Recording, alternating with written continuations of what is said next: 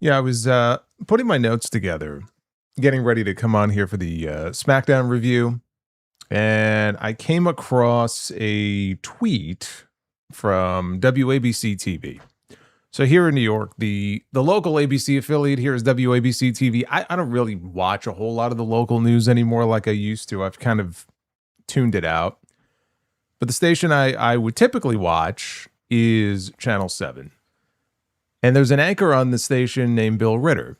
Bill Ritter has been an anchor for the 6 p.m. newscast on WABC going back to the year the towers fell. So it's been well over 20 years.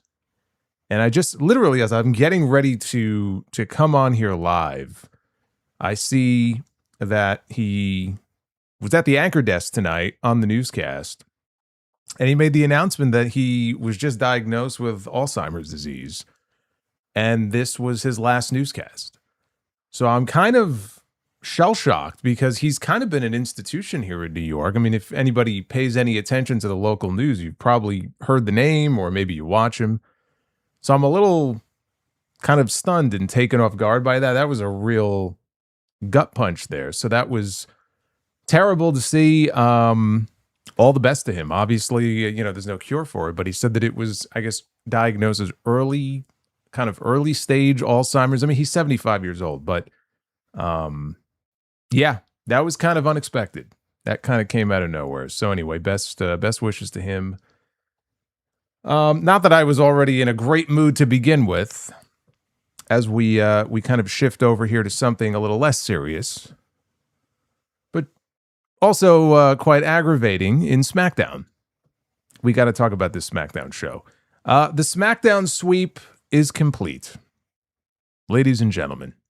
Yeah, I said this on the podcast this week, and I said, something I noticed over the course of this past week is that there is not a single SmackDown star who is advanced in either the King of the Ring or the Queen of the Ring tournament. And surely on SmackDown this week, there would be at least one SmackDown name that would move on into the next round. Well, I got good news and I got bad news. What do you want for? I'll give you the good news first. The good news is we actually did have one SmackDown name move on to the semifinals, and that is in the Queen of the Ring, and that is Charlotte Flair. She will be wrestling Liv Morgan next week in the second round of the tournament. So at least they got one, right? But then we have the King of the Ring in the main event tonight, the final four-way on the men's side. And we had Jey Uso, we had LA Knight, we had Royce Keys, and we had Finn Bálor, or shall I say Pin Bálor, making his SmackDown debut tonight on the show. This was kind of like his rebirth here on a new show. And there were two options here. You had Finn Bálor, you had Royce Keys. You want to go with Royce Keys? I understand it. Royce Keys is the new guy on the block. And so you want to give him a little bit of a push. You maybe move him along here in the King of the Ring. Great. I got no problem with that. Finn Bálor winning. I got no problem with it. He's not going to win the tournament. But you know what? It's his first night on SmackDown as a full-time SmackDown guy. At least send him into the next round, right? Finn Bálor against Javon Evans. I could get behind that. Royce Keys against Javon Evans. I could get behind that. WWE had one job tonight. One job. Their only job. Send one person, one man from SmackDown into the next round so that SmackDown does not come away looking completely inept. They had one job. They failed. Not only is Royce Keys and Finn Bálor not moving on to the next round of this tournament, but LA Knight, of course. All of you who thought LA Knight was going to move on to the tournament, I don't know what you were thinking or what you were smoking. Moving on to this tournament into the next round is Jey Uso. Everybody give me a yeet. Yeet. 4 letters, 1 word. Yeet. He'll be yeeting his way into the next round to wrestle Javon Evans and quite possibly maybe yeeting his way into the finals. And then I guess the only question is, do they actually do the unthinkable and have him yeet his way into a crown at the end of this tournament? I would sit here and tell you that that's not going to happen. But you know what? With this writing crew, anything's possible. They went with the least interesting option. They went with the least interesting winner in the main event tonight. I mean, I would expect nothing less out of these people. But that's what we were left with at the end of SmackDown tonight. Jey Uso will wrestle Javon Evans. I don't know if that's going to happen this coming Monday on Raw. I don't know if they mentioned that or not. But that will be taking place in the second round of this tournament. This is what the bracket, not that it matters anymore, but this is what the bracket looked like coming into the night. So you can kind of fit Jey Uso's picture there. And this is what we're looking at here. We have Obafemi and Dominic Mysterio on the left side. And on the right side, we have Evans and Jey Uso. And I got to tell you, the only combination of names here that even reasonably interests me would be an Obafemi Javon Evans final. Because Obafemi and Javon Evans actually had some kick-ass matches together in NXT. I could get behind that match, even though the outcome is highly predictable. That's the only match I'm looking at here, even potentially, that interests me. And the chances of us getting that match are probably very, very slim. I don't know where we went wrong here in this tournament. There was a lot of potential here in this King of the Ring tournament. I actually like the fact that Javon kind of got the unpredictable win on Monday night. I was not a fan of Dom going on to the semifinals last week. Not a fan of that.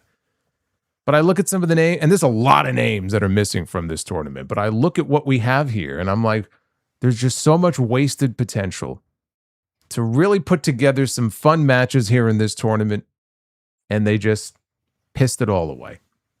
Now, one thing that I made mention of the other night on TNT, and I think I mentioned this on the Uncrowned Wrestling show as well, is that perhaps, and again, I'm giving them a little too much credit here, but just bear with me. Perhaps we could be looking at a situation where they want to make this thing really ultra unpredictable, and maybe the winner of the King of the Ring is somebody who we don't even see in that bracket.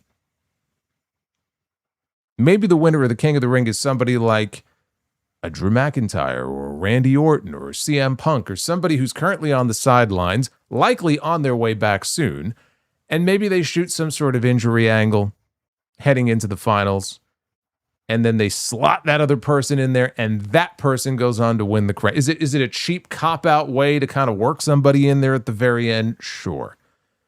But it was something that I floated, and honestly, looking at what we're left with here, I'm not against that idea at all. I would be okay with it, depending on who the person is. I think I would be okay with that. I don't know. I don't know what they're going to do. I don't know what they're going to do, and frankly, my interest level in this tournament has only gone down as the tournament has progressed. Normally with these things, you want it to go up, but in this case, it seems to be regressing and going in the opposite direction. This is the Queen of the Ring bracket. Again, this is prior to the match we had tonight. What a match. I'm going to talk about that here in a second. I was not a fan of that match. But this is what we have here. We have Liv Morgan is going to be wrestling Charlotte Flair. SmackDown got one. That's going to be taking place next Friday.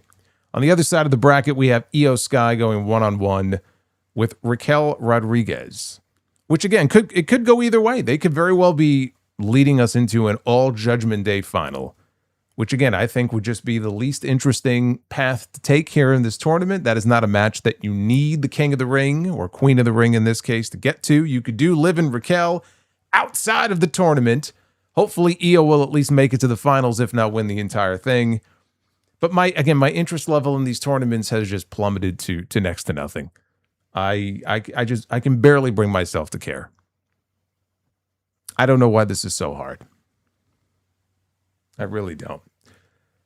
But at least tonight we had the correct outcome when it comes to the Queen of the Ring stuff. Although I don't know what the fuck happened in that match. Next week we're going to be getting a WWE Championship match. I will not be here live for it. For those of you who will be tuning in live, we'll see Cody Rhodes defending his championship against Gunther. And tonight, Gunther was to choose the stipulation for that match. I guess because he got screwed in his last match. They gave him the opportunity to pick the stip. And so what he decided to do is pick a special guest referee. And the special guest referee for that match will be none other than the last good guy, Sami Zayn. And I will say this, of everything that took place on this show tonight, and really what's been going on SmackDown for several weeks now, the Sami Zayn story, the Sami Zayn character arc has been the most interesting, most compelling part of SmackDown. If I had to pick one thing, tonight was no different. The best parts of the show really involve the Cody and Sami story. Gunther, he never even came out in front of the live crowd. I'm not even sure if he was there. Maybe he wasn't even there live. I don't know. But him aside, and again, you talk about somebody who's lost a lot of his aura recently, but Cody and Sami and the story they've been telling with those two has really been carrying this show for me. It's the single most interesting storyline, the single most interesting thing that is happening on these shows, which is quite the turnaround because, you know, as I was sitting here reviewing these SmackDown shows even just a few months ago, I was talking about Sami Zayn and how he just was. It's kind of like LA Knight in that interview he did with Chris Van Vliet when he said that he felt like he was or is a man without a country, right? And he just didn't have anything to really sink his teeth into. He had no story. He had no direction. That was Sami Zayn a few months ago. And he just got very boring. all he was doing on TV was bitching and moaning about, how he knows he can do it. He could be the world champion and things aren't going his way. And I'm like, man, this guy, it's fucking depressing to watch him on these shows. But then again, watching SmackDown itself is depressing. I mean, look at Johnny Gargano every week. He's depressed every week. But now all of a sudden, just a few months later, and because the crowd started to react a little bit differently to him, and I think they just kind of ran with it, Sammy is more interesting now than he's been probably in over a year. So thankfully, we at least have that to sort of hang on to right now. I am interested to see where that goes. The match next week with the two of them for the championship is going to be commercial free, which is kind of nice. But outside of the Sami Zayn stuff, I'll say this. I thought the King of the Ring match in the main event tonight was good. They had a good match. The Rey Fenix match tonight with Axiom was sad, which is not to say that there wasn't good stuff in the match. I thought when it was over, they also had a good match. It was sad because I would say for a good 90% of that match tonight, nobody gave a shit. Rey Fenix came out. He's got the AAA Cruiserweight Championship that he just won from Laredo Kid, right? Like a week ago, 2 weeks ago. And he was defending it tonight against Axiom. Nobody cared. He came out, nobody cared. The bell rang, nobody cared. These guys are working, they're going back and forth. Nobody cared. Now, thankfully, as the match kind of built to the final, 90 seconds or so, they did some big moves, and the fans kind of got into it a little bit. Phoenix picked up the win. And I'm just like, I'm looking at this and I'm going, I can't even blame Rey Fenix. It's not Rey Fenix's fault, and it's not Axiom's fault. These are two uber talented professional wrestlers. And they went out there and they had the best match that they could have given the limitations that they're under. Because believe me, if Axiom and Rey Fenix, if you gave those guys 10 or 12 minutes to go out there and have the kind of match that they would like to have, it would look very different than the match we had tonight. By WWE standards, it was good. It was good, but we know these guys could do better. But I don't even blame them for that. This is the product of not putting these people in positions to succeed. I don't give a shit how many belts you put on Rey Fenix from outside WWE. When he's on SmackDown, none of that shit matters. Dominic Mysterio walks out every single week and he's got the AAA Mega Championship around his waist. Who gives a fuck? Who gives a shit? On Raw and SmackDown, it doesn't mean anything. And I say the same thing about some of these people when they pop up on Dynamite or whatever with belts from this promotion and that promotion, unless it's like the IWGP belt or something. Who cares? Okay, we have enough championships as it is. Can we please focus on what we have right in front of us? What we have right in front of us is a very talented wrestler that WWE has basically kept in purgatory now for months. His brother is doing great. Penta is having a hell of a run for himself on Monday nights. Rey Fenix has been left in the dust. And look, to me, Penta is more charismatic of the two. Anybody who's going to get a bigger singles push, I'm not shocked that Penta is the one who is succeeding here. But how do you expect these people to get over and to get reactions from the crowd when you don't even take the time to work them into your shows? And I don't want to hear from anybody when SmackDown goes back to 2 hours in a few weeks. Oh, well, this is what you wanted. You wanted one less hour of SmackDown, and now people like Rey Fenix are not going to get TV time. And whenever somebody makes a mention of something like that, I'm going to go right back in their face and I'm going to say, oh, you mean like all the times that Rey Fenix was getting television time when the show was 3 hours? Really? This is what happens when you don't take the time to actually feature these people on the television show. Nobody gives a fuck. Nobody cares. They could be out there doing all the flips and all the spectacular moves in the world and avalanche, this and that. It doesn't matter. It doesn't matter. People are going to sit on their hands. They're going to be looking at their watch, their phone. They're going to be waiting for the real stars to come out. I was more sad watching that match than anything else. Now, maybe part of it was the fact that, they were back in the States. So this was definitely not Europe. This was not France. This was not Spain. This was not Italy. In a different building, in a different country, in a different environment, like those rowdy crowds that we've seen over the last few weeks, it probably would have been a very different match. But it is what it is, right? It didn't help, but it goes beyond that. It goes beyond that. I would like to think that maybe this is the start of something where Phoenix is going to start to be featured on a regular basis on this show. But I know better. right? I have no faith in these people. I know that's not going to happen. He might be on the show next week. 2-3 weeks from now, we're going to have him on the, fucking where is he list, right? He'll be on the fucking milk carton. Let's talk about this show. Let's talk about SmackDown. This is your Friday Night SmackDown review. It is June 12th, 2026. I am the Solomonster. Thank you guys for spending part of your Friday night with yours truly. Do me a favor. A few things I need from you. I need you to go ahead and hit that like button. And if you have a super chat to drop, I appreciate it. Go ahead and do so. And I will be reading your messages later. I know we already had a whole bunch of them that came through. So as they come in, I will be getting to those a little bit later.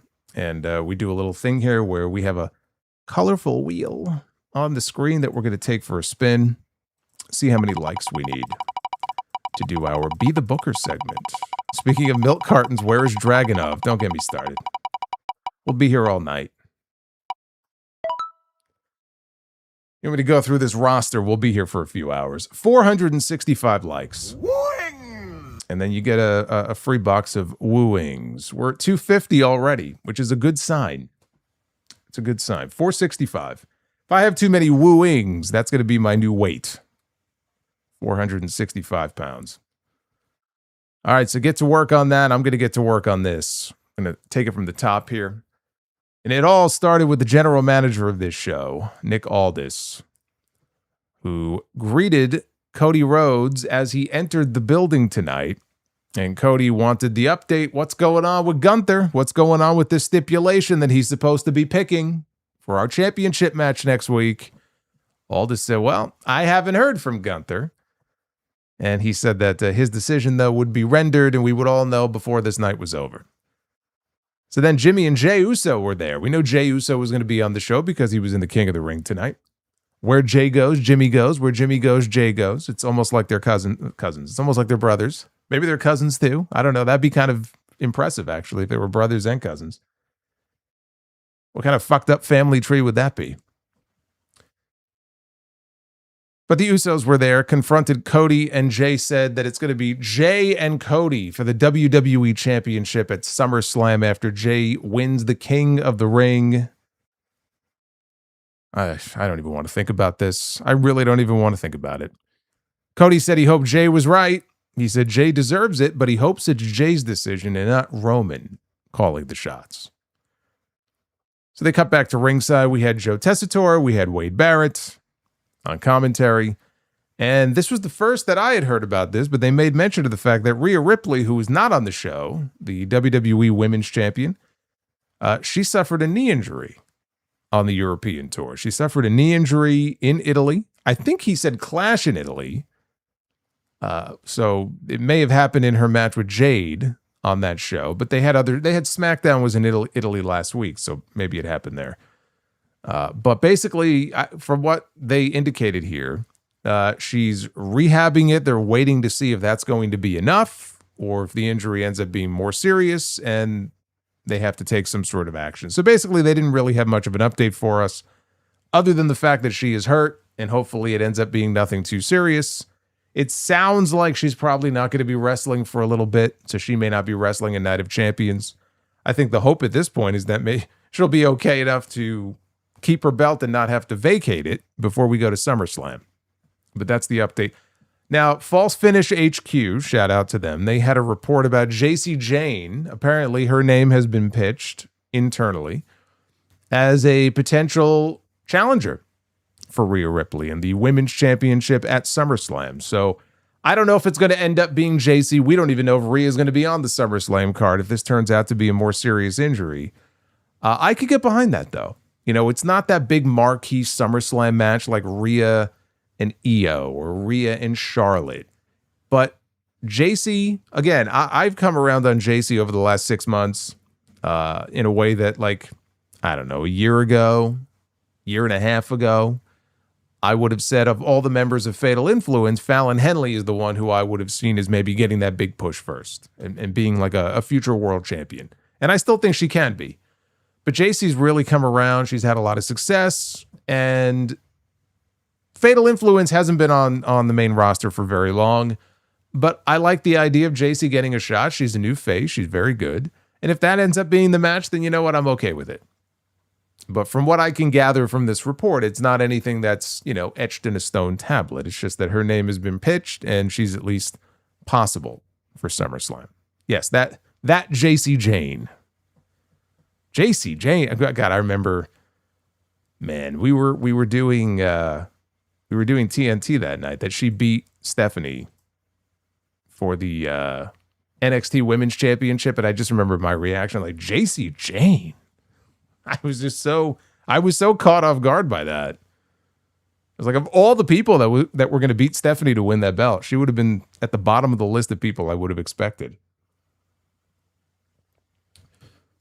Now, they opened with a first-round four-way in the Queen of the Ring tournament. Charlotte Flair, Jade Cargill, Ruca, and Lyra Valkyria. There have been matches that Jade Cargill has had recently that I've praised. Maybe even more so than other people. They thought maybe I overpraised it.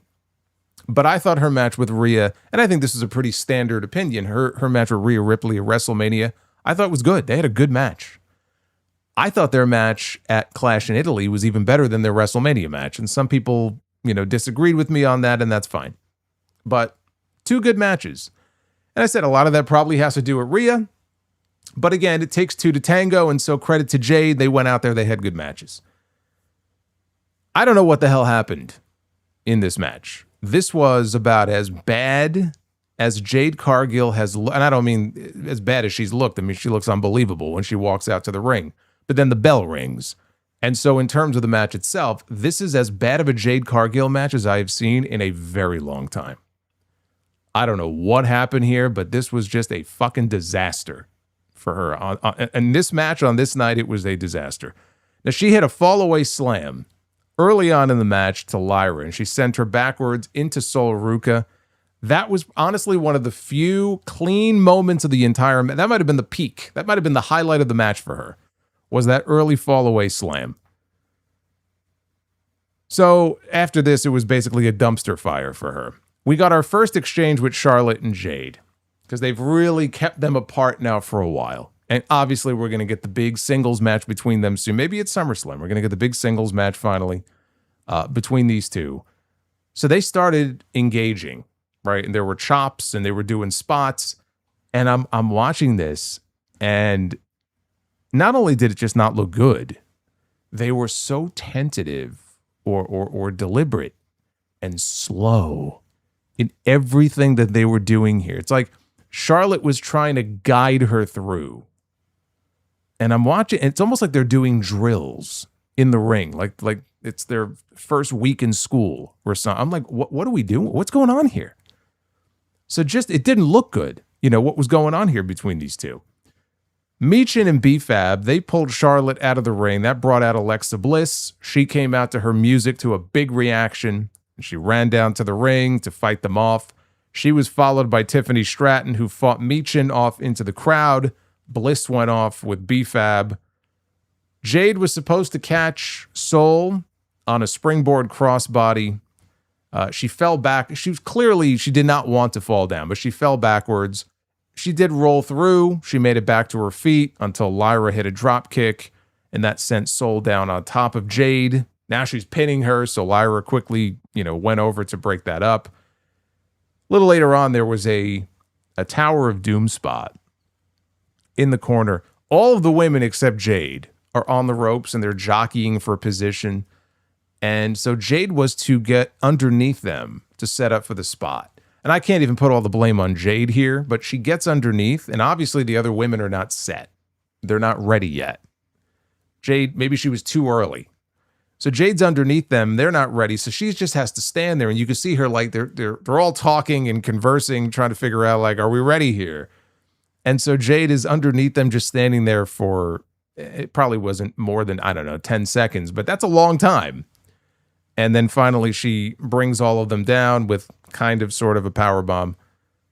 Then there was a double superplex spot later on where Charlotte and Sol gave Jade a superplex. They take her all the way down to the mat. And as soon as Jade hits the mat, she lost her wig. Her wig came off briefly. She was able to grab it so it didn't fully go like flying off her head into the fucking 5th row, which would have been hilarious. But her wig came off, or it came loose. And so you could kind of see underneath and everything and whatever. So now she's struggling now to keep it on her head. She's got her hands on her head and you know, she's laying there. She's holding on to this thing for dear life because she's got that long, like the silver hair, right? It's all a wig that she wears. So she's trying to hold it on as best she can. And for the remainder of the match, she never let go of the wig. She had her hands on her head. It was as if she had hurt her head on the landing or she was concussed, only she wasn't concussed. She was just trying to keep the hair on top of her head. So that didn't help then when Jade went to go give Charlotte the Jaded. Because to do the Jaded, you've got to use both of your arms, right? Like the chicken with a double chicken wing. You got to get your opponent up, then slam them down. But at the same time, she's trying to keep her hair on her head. So she goes and like, I think Charlotte maybe went to jump too soon. They mistimed it and she got her up for it and dropped. It looked like shit. But whatever. She hits Jaded and the pin got broken up. In the midst of all of this, Lyra and Sol and Charlotte put together what I would say was a pretty exciting final 90 seconds or so. This was the best part of the match. They actually, like the speed picked up where they weren't working in slow motion. And we got some exciting stuff here in the closing moments of this match. They picked up the pace. There were a couple of good near falls. Sol caught Jade with a soul snatcher. I mean, she almost snatched the wig right off her head.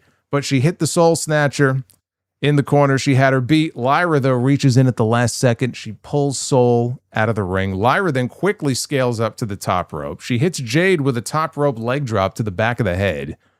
But as Lyra gets up, Charlotte sneaks up behind her and hits natural selection, except she didn't. I think Lyra just basically put her hand down to prevent it. And then she crucifixed Charlotte over into a close near fall. In the end, though, Charlotte got the figure 8 applied, except, now look, if I'm going to call Jade out for a lot of wonky shit here in this match, Charlotte doesn't get, she doesn't escape any criticism here. She went to go put the figure 8 on. As she's bridging up into the figure 8, she lost it. So you know how a figure 4 leg lock is applied, where the real pain is. Like I've had that move put on me before. It fucking hurts. And it hurts because it's like bone on bone, right? But as she's bridging up here into this hold, her leg slipped out. So there was no real pressure being applied in the hold. But this is the finish. And so what's Lyra going to do? So she's screaming in pain. And then finally Lyra begins tapping out.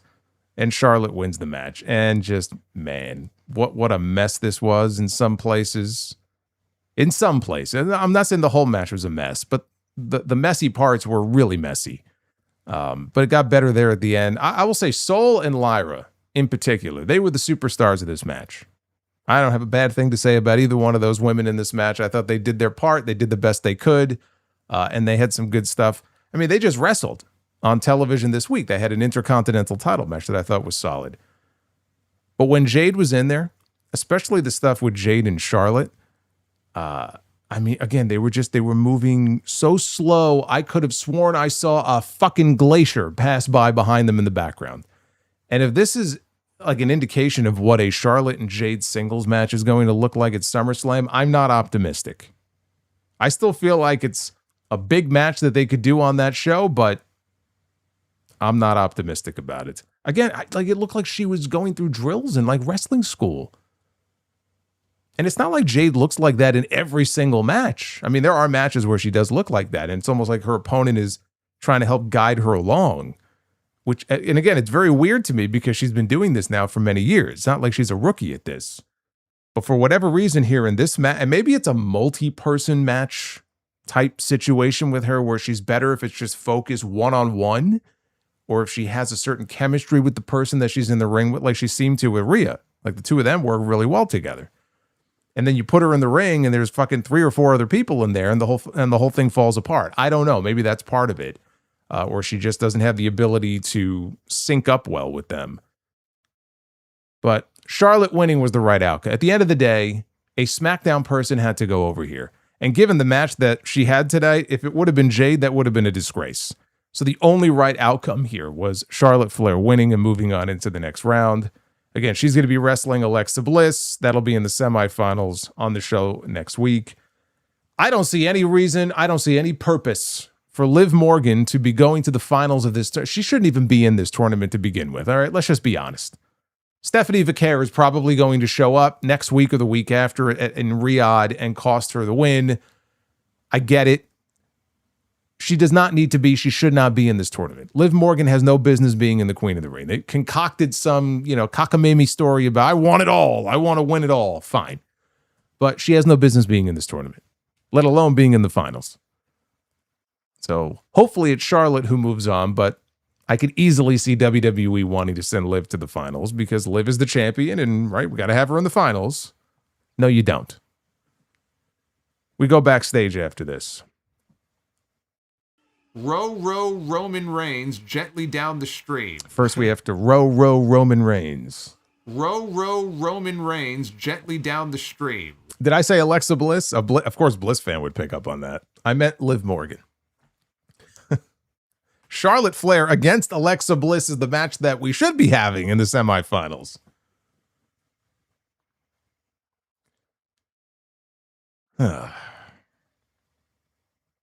Backstage.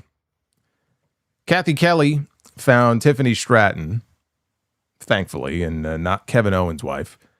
Tiffany made it very clear that just because she came out there to help doesn't mean that her and Charlotte are besties. So then Meechin and BFAB popped up in the background. They found her. Can you imagine if Asuka found her in the back? And put a beat down on her ass? But Meechin and BFAB, they found Tiffany in the back. They were about to lay a beat down on her before a wild Chelsea Green appeared. She was wielding a kendo stick, and she was able to fend them off.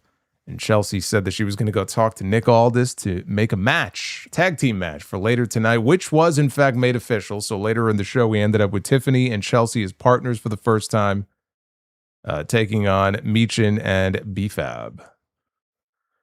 Elsewhere in the back, Jacob Fatu showed up to confront Jimmy and Jay. Welcome to Friday Night Raw, everybody. If you don't get enough of it on Monday nights, don't worry, because you got plenty of it on Fridays now. So they wanted to know, hey, what are you doing here? And he said Roman wanted, because Jimmy mentioned that Roman wanted Jay to handle his business tonight on his own in the King of the Ring, but he was there just to make sure nobody interfered and stuck their nose in his business. So Jacob said, look, I'm not here to see either of you. I'm here to see Solo. And so off he went to go find Solo Sikoa. We got yet another vignette for Blake Monroe, and this time she was talking about Charlotte Flair. In the last one, she was talking about Tiffany Stratton, and so it kind of looked like maybe they were setting her up for something with Tiffany once she makes her formal debut, but then this week it was about Charlotte. Maybe next week it'll be about Alexa or Rhea or somebody else. She may be going down the entire list. It may be another 6 weeks before she finally shows back up on this show. I say back up because she's coming soon. Meanwhile, 3 weeks ago, or whatever it was, she already debuted on this show. She's still coming, though. She shall come again, apparently. Coming once is not enough. She has to come twice. So backstage, Gunther arrived to chat with Nick Aldis. And Gunther said that he would not trust Nick's referees. He would not trust his officials. After what happened in Clash in Italy, I can understand that. So he's not going to trust him to pick the referee for this title rematch next week. So his rematch with Cody Rhodes on Friday next week is going to have a special guest referee. And Aldis wanted to know, well, who's it going to be? And Gunther said, well, wouldn't you like to know? He said, I'm still mulling over my options, but I will have an answer for you by the end of the night. Elsewhere, Finn Bálor was being interviewed by Kathy Kelly before they were interrupted by R-Truth, who was very happy to see Bálor back on SmackDown, or on SmackDown. Said, the Judgment Day is back. He thinks the Judgment Day now is being put back together again. Damian Priest showed up. He looked very annoyed. He was not happy to see Finn Bálor here. Bálor was not happy to see him. Priest, very reluctantly, in the most insincere way possible, welcomed him to SmackDown. And Bálor headed off to go get ready for his King of the Ring match tonight. And then Priest is telling Truth. He goes, look, don't trust this guy after what he did to us. All that matters is you and me are the tag team champions. And next week, we are defending our titles against the MFTs.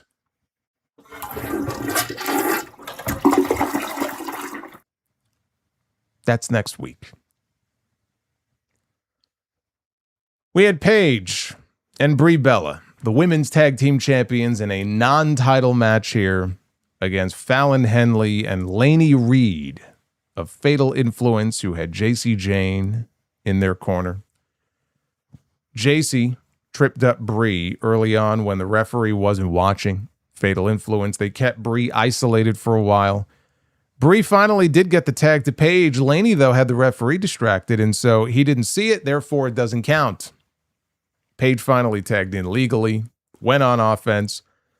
She hit her Rampage DDT, and honestly, every time she hits it, it looks like she just breaks her opponent's neck. Like it looks great. It looks brutal every time she does it. It's just this spiked DDT right into the mat. Only got a near fall, though, on Lainey after Fallon broke up the pin. So Brie Bella, she was on the apron distracting the referee. Now, I didn't catch exactly what the fuck she was doing. She was distracting the referee. Meanwhile, her own partner has a submission hold applied to Fatal Influence, and so the referee is distracted. Can't call anything because Brie is having a conversation with him. Meanwhile, JC reaches in because Paige had her in the PTO, the Bull Nakano move. I always loved that move when Bull would put Alundra Blaze in that hole many years ago. You know, imagine if those two were around when WWE really started taking their women's division seriously. Imagine that Bull Nakano as part of the women's division in 2015, wrestling, you know, Becky and Charlotte and Sasha. And was Victoria? Victoria wasn't around at that point. Who else was there? Who else was on the roster at that point? Naomi, Natty. I don't remember who else would have been active. Bailey hadn't been called up. Bailey didn't get called up until 2016. Oh, Tamina. Yeah. Anyway, so she had the PTO locked on here, I believe on Fallon.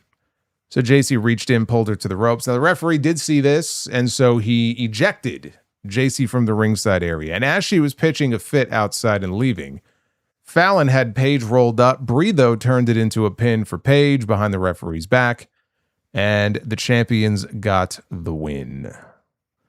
Yes, so the tag team champions here in this non-title match got a win over Fatal Influence. Therefore, Fatal Influence shouldn't be getting a shot at the tag team titles anytime soon because they can't even beat the champions in a non-title match. Standard stuff otherwise.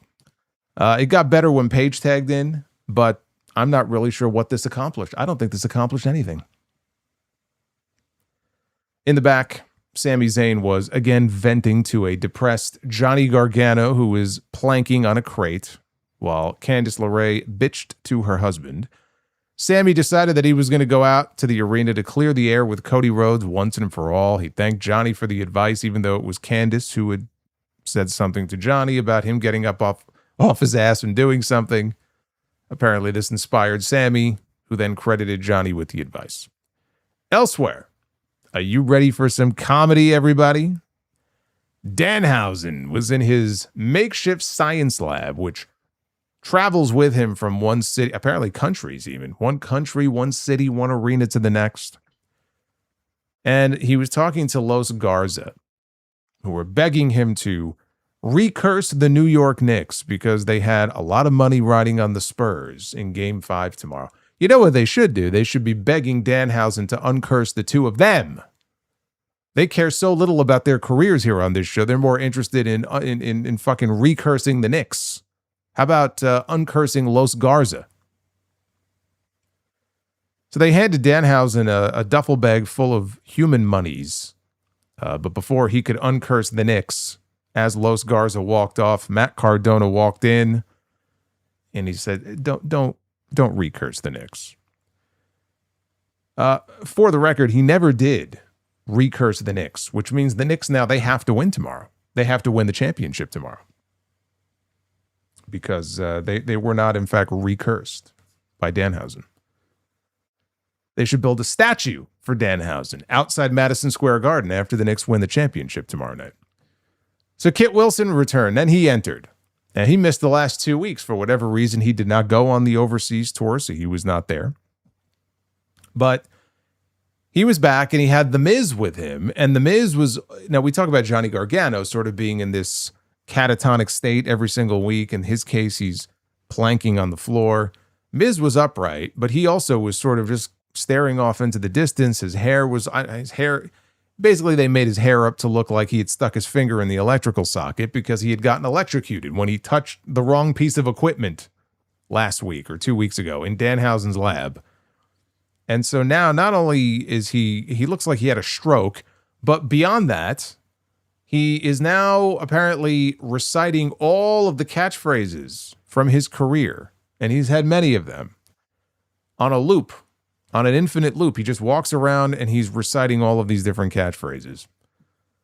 So Kit Wilson, I think Kit Wilson wanted him to fucking uncurse him, or I don't know. He got exasperated, although not nearly as exasperated as I got watching this show.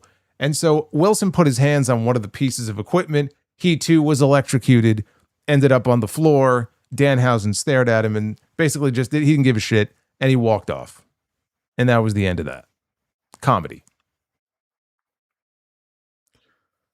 Sami Zayn. He was out to the ring day.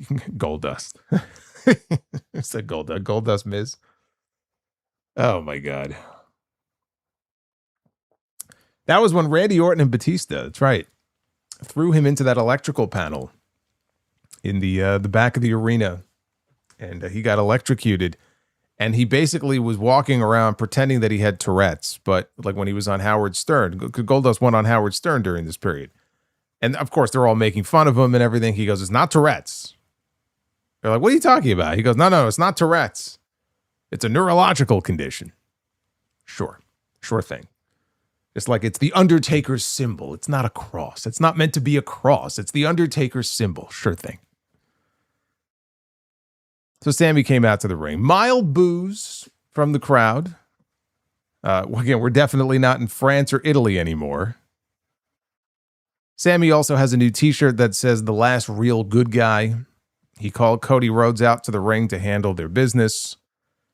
Sami said that it was a bit strange, the reaction here from Providence, Rhode Island.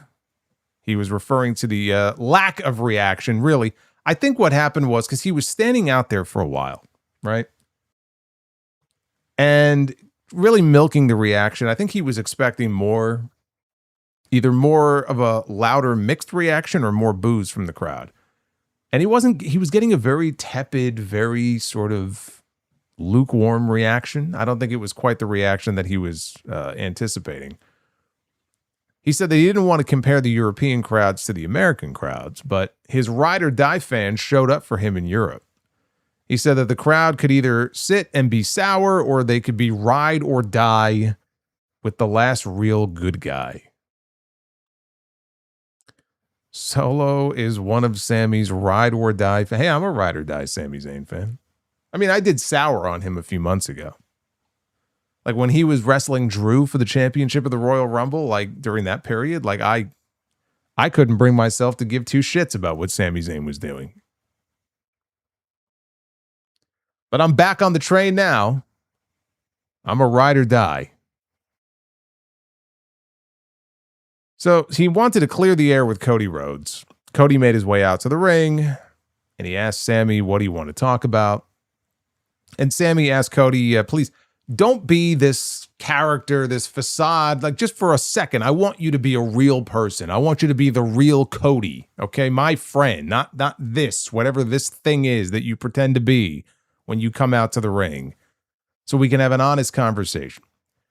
Sami brings up getting hurt helping Cody over the last few months, and Cody made Sami feel like the worst person in the world when Sami didn't save Cody. Remember all those weeks ago when Gunther, this is before Clash in Italy, when Gunther had snuck up behind Cody and put him in the sleeper, and Sami just stood there and he just watched it, right? And he left. So he says Cody made him feel like a terrible person and a terrible friend. Last week, though, Sami helped Cody, and then Cody hit him with a suicide dive. And at this point, he just has to ask if all of this is really just an accident. So he wants the truth from Cody. So Cody asks if Sami is really, are you really asking me to explain pro wrestling to you? Cody brings up their history going all the way back to WrestleMania 40 when Cody finished the story and he beat Roman Reigns and he won the WWE Championship. And Sami said, you know, he wasn't just a guy in the ring with Cody that night. He was the first person in the ring with Cody to greet Cody and celebrate with Cody after he won the title. He says, before anybody, he was out there. And if anybody deserved to have sour grapes about that, it was him. But he was happy for Cody, and he still is, because he's a good guy. But everybody else in the ring that night, none of them are still Cody's friends anymore.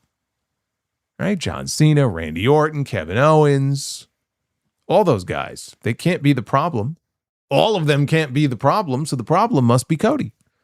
So Cody said he wasn't able to be honest with those men, but he was going to be honest with Sami. The truth is that these fans are booing you because you suck. You've become whiny and desperate. And Cody said he was sorry. He's sorry that he has the WWE Championship and that Sami never will. And that hurt Sami to his core because Sami turned around and he slapped him right across the face. And immediately after he slaps Cody, he starts to apologize. He gets right up in front of Cody's face. He's grabbing his arm. I'm so sorry. I didn't mean it. Please forgive me. I'm sorry. And as he's apologizing this entire time, Cody is he's fuming, right? He's just fuming. It looks like he's about to explode. And so Cody eventually slaps him back even harder. So Cody asks him, are we good? Are we good now? Apparently not, because Sami left the ring. He was pacing back and forth. And he walks over and he grabs a steel chair. And he gets up on the apron. He makes like he's going to come back in the ring and he's going to beat the hell out of him with the chair. He thinks it over and then finally he drops the chair. He drops down off the apron. And at that point, Sami walks off. Again, I have really been enjoying the, I guess you could say, evolution of this Sami Zayn character. It's taken a few weird turns over the last few months. But I think he's in a really good spot right now where he's got something interesting.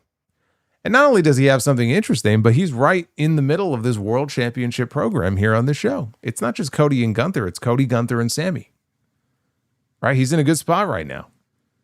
It's a hell of a lot more interesting than just him being all plain Jane vanilla, you know, the good guy and all right, whatever, you know, or even worse, the good guy who comes out and just whines and cries about how he's been screwed and where he's not getting opportunities, or he tries to be good and people keep, you know, wronging him, like, keep crying about it. Like, there's nothing interesting about that, right?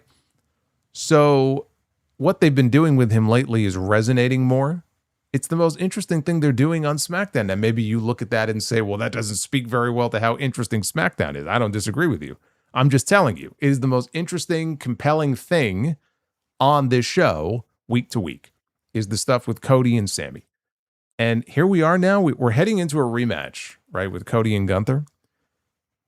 I'm more interested in seeing Cody against Sami than I am Cody against Gunther. The way they did that match at Clash in Italy did not make me more interested in seeing Cody and Gunther. I'm sure they're going to have a really good match next week. I am more interested, though, in Cody and Sami. And as far as this segment here, when this was over, it was pretty clear who the referee was going to be for this championship match next week. And later in the show, we found out because backstage, Gunther finds Nick Aldis and he says, I've made my decision. I've decided that, you know what I want? I want this referee to be a good guy. Maybe even the last real good guy. And so I'm going to need you to make Sami Zayn the special guest referee for this championship match next week. And yeah, it's actually a good comparison. As people in the chat bringing up 97 Bret Hart. It's not exactly the same thing. There are similarities, though. There are similarities between the two characters. And the 97 Bret Hart thing was just, that was a fantastic character shift for him, where I didn't do anything wrong. I didn't change on you people. You people changed on me. Right? Look at who you're cheering. You're cheering Stone Cold Steve Austin, this guy who doesn't give a shit about authority and he flips people off. He has no respect. This is what you're rooting for now? You're booing me and cheering this? And he had his ride or die fans outside the USA.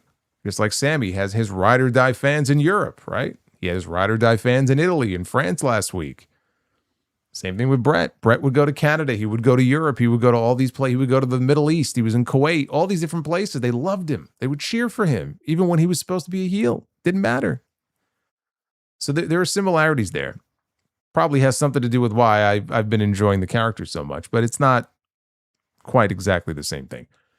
But as far as this match next week, Cody and Gunther, it just does not feel to me like we are getting a WWE title change next week. And frankly, I don't know why we would. I mean, look, you've got a PLE coming up in a few weeks. Literally the week after SmackDown next week. I think like 8 days later. You have a PLE called Night of Champions. We're going to have a bunch of championship matches on there. And you know the WWE title is going to be defended because Roman Reigns isn't even working the show. And then in less than 2 months, we have SummerSlam. So now, like, you could have done something at Clash in Italy, but now a few weeks later, it's like, that moment has passed. I don't get the sense we're getting a title change on this show, or maybe not even a Night of Champions, quite frankly. But certainly not on SmackDown next week. And now that Sami is the referee, I think they really want you to think, after the events of tonight, like, Cody is fucked. He's screwed, right? It's almost a little too obvious if there was to be a title change. It all just feels to me like we're heading for a triple threat. I don't think that they are going to want to beat Gunther straight up next week. Having Sami as the referee gives them an out. They could do a finish in such a way that we still have no clear-cut winner. And coming out of it, somehow we end up with a triple threat made, right? Because to me, that's a good main event for that Night of Champions show. Cody, Gunther, Sami. And I take it back about Night of Champions. You could do a title change there if that's the case without beating Cody. You could actually change the championship if you wanted Gunther to win the belt there, but not beat Cody, or if you wanted Sami to win the championship there, but not beat Cody, right? Although having Sami pin Gunther, I wouldn't do that. But there's at least options for like how you can go with it. I'm not at all opposed to a Sami Zayn title win at Night of Champions. I'm not opposed to a Sami Zayn title win at SummerSlam if he was to be the one that ends up challenging Cody for the belt. I'm not against it. I think you could absolutely do. I'm not saying they will, but I'm not at all opposed to it. Because I find Sami to be more interesting than Cody. I know a lot of people like to just like shit on Cody. He sucks. He's this and that. No, he's in the position he's in for a reason. And you can't say that he's not over anymore, or he's ruining the show and the numbers are down because of, like, he calls himself QB1, but you know what? That's what he is, right? That's what he is. And he still goes out there and he gets these great reactions, and he still goes out there and has really good matches most of the time with the people that he works with.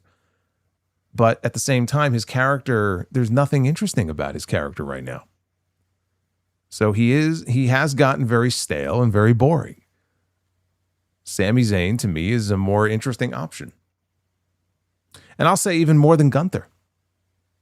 It really is. It's sad. Like, we talk about the aura of Gunther, right? And all the big wins that he got last year at the beginning of this year over AJ Styles. He's the career killer, right? He's unbeatable, all this stuff.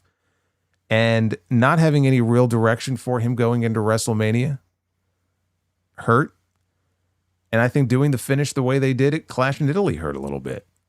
He doesn't feel like that same guy anymore. They've taken some of the shine away from him. And so Sami, to me, Sami would be a fine option. I'd be okay with that, right? The last real good guy finally won the big one, and Cody back in chase mode, as opposed to just Cody coming out every week with a big cheesy smile on his face going, what do you want to talk about? Gee, I don't know. Why don't we talk about the same shit we talk about every week? Because it just feels like nothing ever really changes on these shows. But I'm not expecting a title change next week. I wouldn't be shocked, but I would be very surprised if they do put the belt on Gunther next week. I don't see that happening. Now we go backstage. Jacob Fatu confronts Solo Sikoa in his short sleeve turtleneck. He's got a message from the OTC. He needs Solo to come home. And Solo just laughed this off. He said that ain't home, that's a doghouse, and Jacob is his lapdog. He doesn't understand this. Like, what the hell happened to you, man? You used to be a killer. You used to be the Samoan werewolf, someone that people were afraid of. And now you're just Roman's background. I thought he said he was Roman's bag boy, but I think he called him Roman's background. I rewound it. I'm pretty sure that's what he said. And he said, you know, Roman has done nothing but embarrass you. Made you kneel before him like a dog. Right in front of the whole world, in front of our family. And that's not how you treat someone that you love. But he wants me to come back? He's not going back.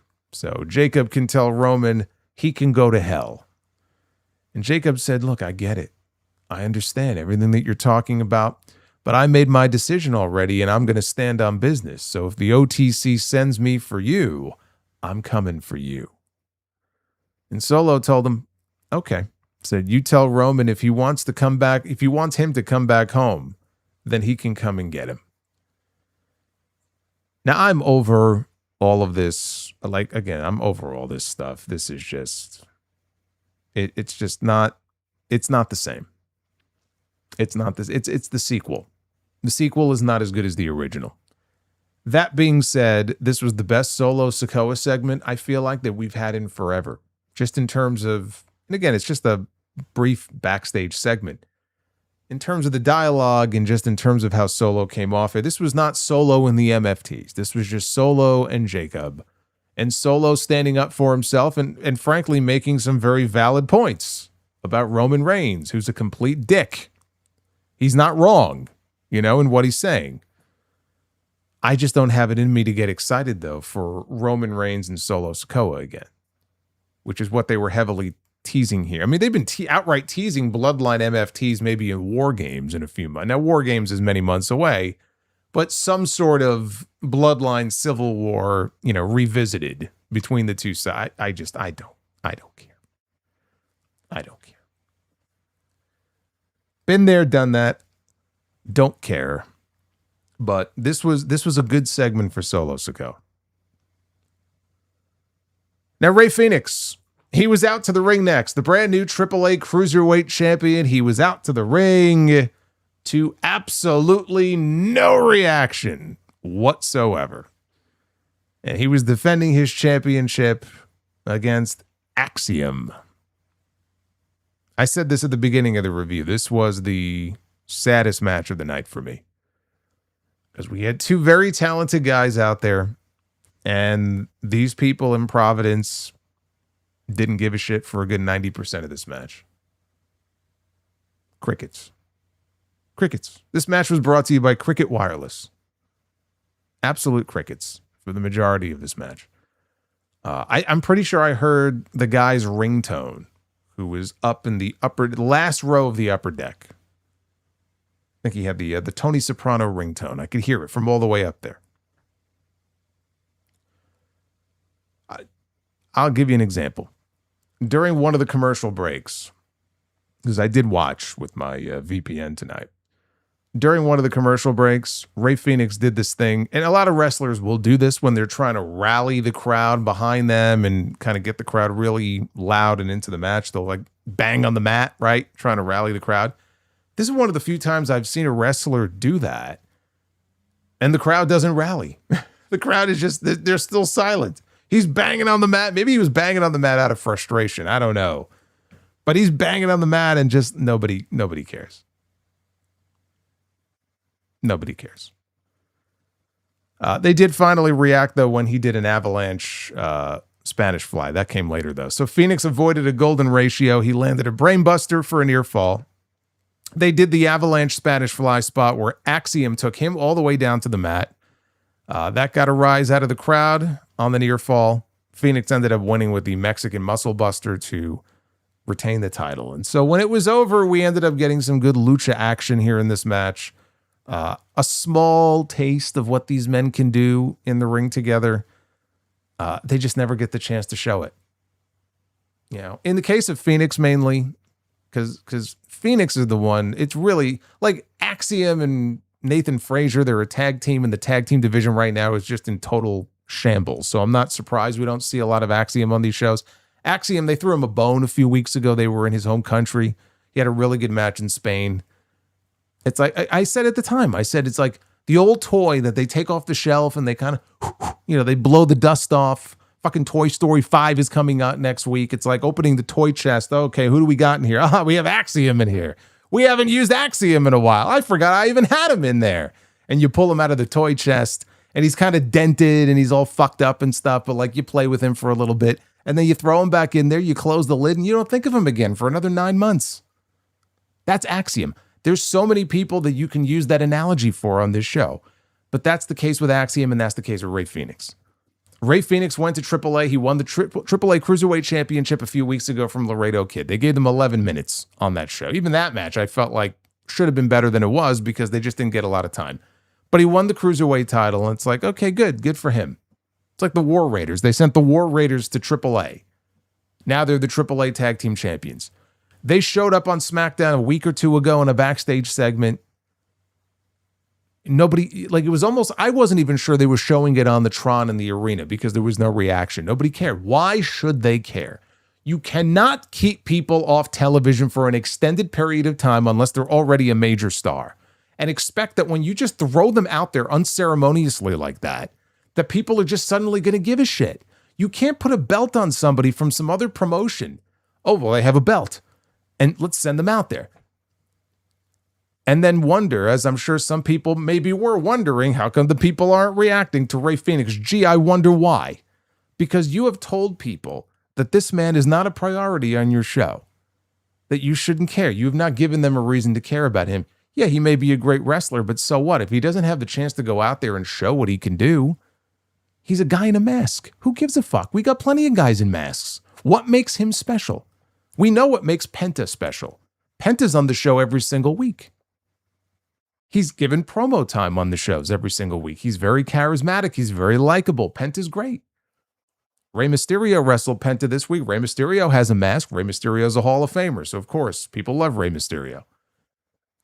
Dragon Lee. Dragon Lee's been getting a fair amount of television time. So at least he gets some reactions when he's out there. And then I see like Rey Fenix. I'm like, this poor bastard. Like, what must be going through his head when he's seeing all of these other people? And the best that they could do for him is, well, we'll just send him to the Undertaker in AAA. We'll put a belt on him there. And then we'll bring him back to SmackDown to have a few matches. Okay, so he beat Axiom tonight. And maybe next week he'll wrestle Nathan Frazier, or in 2 weeks, he'll wrestle Nathan Frazier and they'll have a banger of a match. And then what? After that, then what? Then he disappears again. He disappears back into the void. Like, it's as predictable as fuck. We all know how this is going to go. And then eventually he'll end up on some list. And we won't see him anymore. But I find it very amusing how they feel like, again, they could just sort of throw these people out there and then, you're left to wonder, well, man, how come these fans don't care? Let's blame the fans. Man, if only they were in front of a better crowd. Yeah, you know what? If they would have done this match in Europe, it most likely would have gotten a much better reaction. But those people were reacting to everything. They were reacting to everything. So imagine you take these two guys, right, and put them in a match in front of a crowd like that and really knock their socks off. It would have been a totally different atmosphere. But that was not the case tonight. And again, I have no faith in these people whatsoever, so this is not going to change. I don't care how many belts from other places that you put on him. It will not make a difference. We had the United States champion, Trick Williams, out to the ring next with Lil Yachty in tow. There was a little kid in the crowd as Trick was coming out, and he was smacking hands with fans in the aisle. There was a little kid, couldn't have been more than 6 or 7 maybe, if that. And he was wearing the same white fur coat that Trick wears when he comes out. He looked like a little pimp in the crowd. I don't know if that's a good thing or a bad thing, but Trick spotted him and went right over to him, so that was kind of a nice moment there. So Yachty started doing his intro for Trick, and Trick cut him off and said, look, I lost last week in the King of the Ring tournament, and I didn't like it, but it woke something up inside me. It lit a fire in me that I haven't felt in a very long time. It made me want to level up and bring SmackDown to new heights. He said that he was the leader of the new school, and the fact that he lost last week really pissed him off. So Ricky Saints' music interrupted. He started to make his way out to the ring, but then Carmelo Hayes' music hit. He walked out. He blew right past Ricky, upstaged him, and went to the ring. Now, all three of them ended up in the ring together. And basically, they were bickering, Hayes and Saints, and talking about, it's time. We need to know who the number one contender is for the U.S. title. And Saints argued that he beat Hayes last week, which means that he should be the one to face Trick Williams. That's it. Case closed. So they kept arguing until Trick told the two of them to shut the hell up. And he said that he would stomp either one of them. He said, until they figure things out, shut up while grown folks are talking. And he went to go leave. Hayes got shoved into Trick by Ricky. And Hayes starts pummeling on Saints. Trick gets back into the ring. He lays them both out. And they played his music. And that was it. It was like when it was over, I'm like, that's it? It just sort of ended abruptly. And it was just a very paint-by-numbers segment. So not much to this, really. But next week, they did announce that Ricky Saints and Carmelo Hayes, they're going to wrestle again. They're going to have a number one contenders match. The winner of that match will go on to challenge Trick for the U.S. title at Night of Champions. I mean, we've got to be heading for a triple threat, you would think. Now, if we get a triple threat with the WWE Championship, maybe they don't want to do the same thing with the U.S. title. But I think whether it's Night of Champions or Saturday night's main event, or clearly we are going to be headed at some point soon to a triple threat match with all three of these men involved. It's only a matter of which show do they want to do it on. So I think next week there's a better than decent chance we don't get a straight up winner and then we get the triple threat. If I had to pick one though, if it's going to be one over the other, I would say that we're probably going to end up with Ricky Saints picking up the win next week. But I feel like we're just going to go right into a triple threat here. Now, in the back, Royce Keys was chatting with Kathy. Solo Sikoa interrupted. Solo said, the bloodline is here tonight. And he knows what play they're going to be running in the main event to make sure that Jay wins. And he brings up that Jacob is also here. Some friend he is, huh? Says, Keys doesn't have to fight for or with him. He just doesn't want to see Keys become a casualty in Roman's war. The fact that Royce Keys ended up losing that match tonight, it just feeds into everything that Solo has been telling him for weeks now. The two of them are going to end up linking up. That's the end game here. Royce Keys, whether he becomes a full-fledged MFT or just sort of loosely aligns himself with Solo, they're going to end up on the same side. That's what this is building to. Everything he's been telling Royce Keys makes sense. It is the truth. Tonight only backed it up. He told him, look, the bloodline is here to make sure Jay wins. And what happened? The bloodline showed up and Jay won. Now we had Tiffany Stratton and Chelsea Green against Meechin and B-Fab. Chelsea tossed Meechin overhead with a Northern Light suplex. She sent Meechin out of the ring, and then B-Fab ran right into the ring post, shoulder first.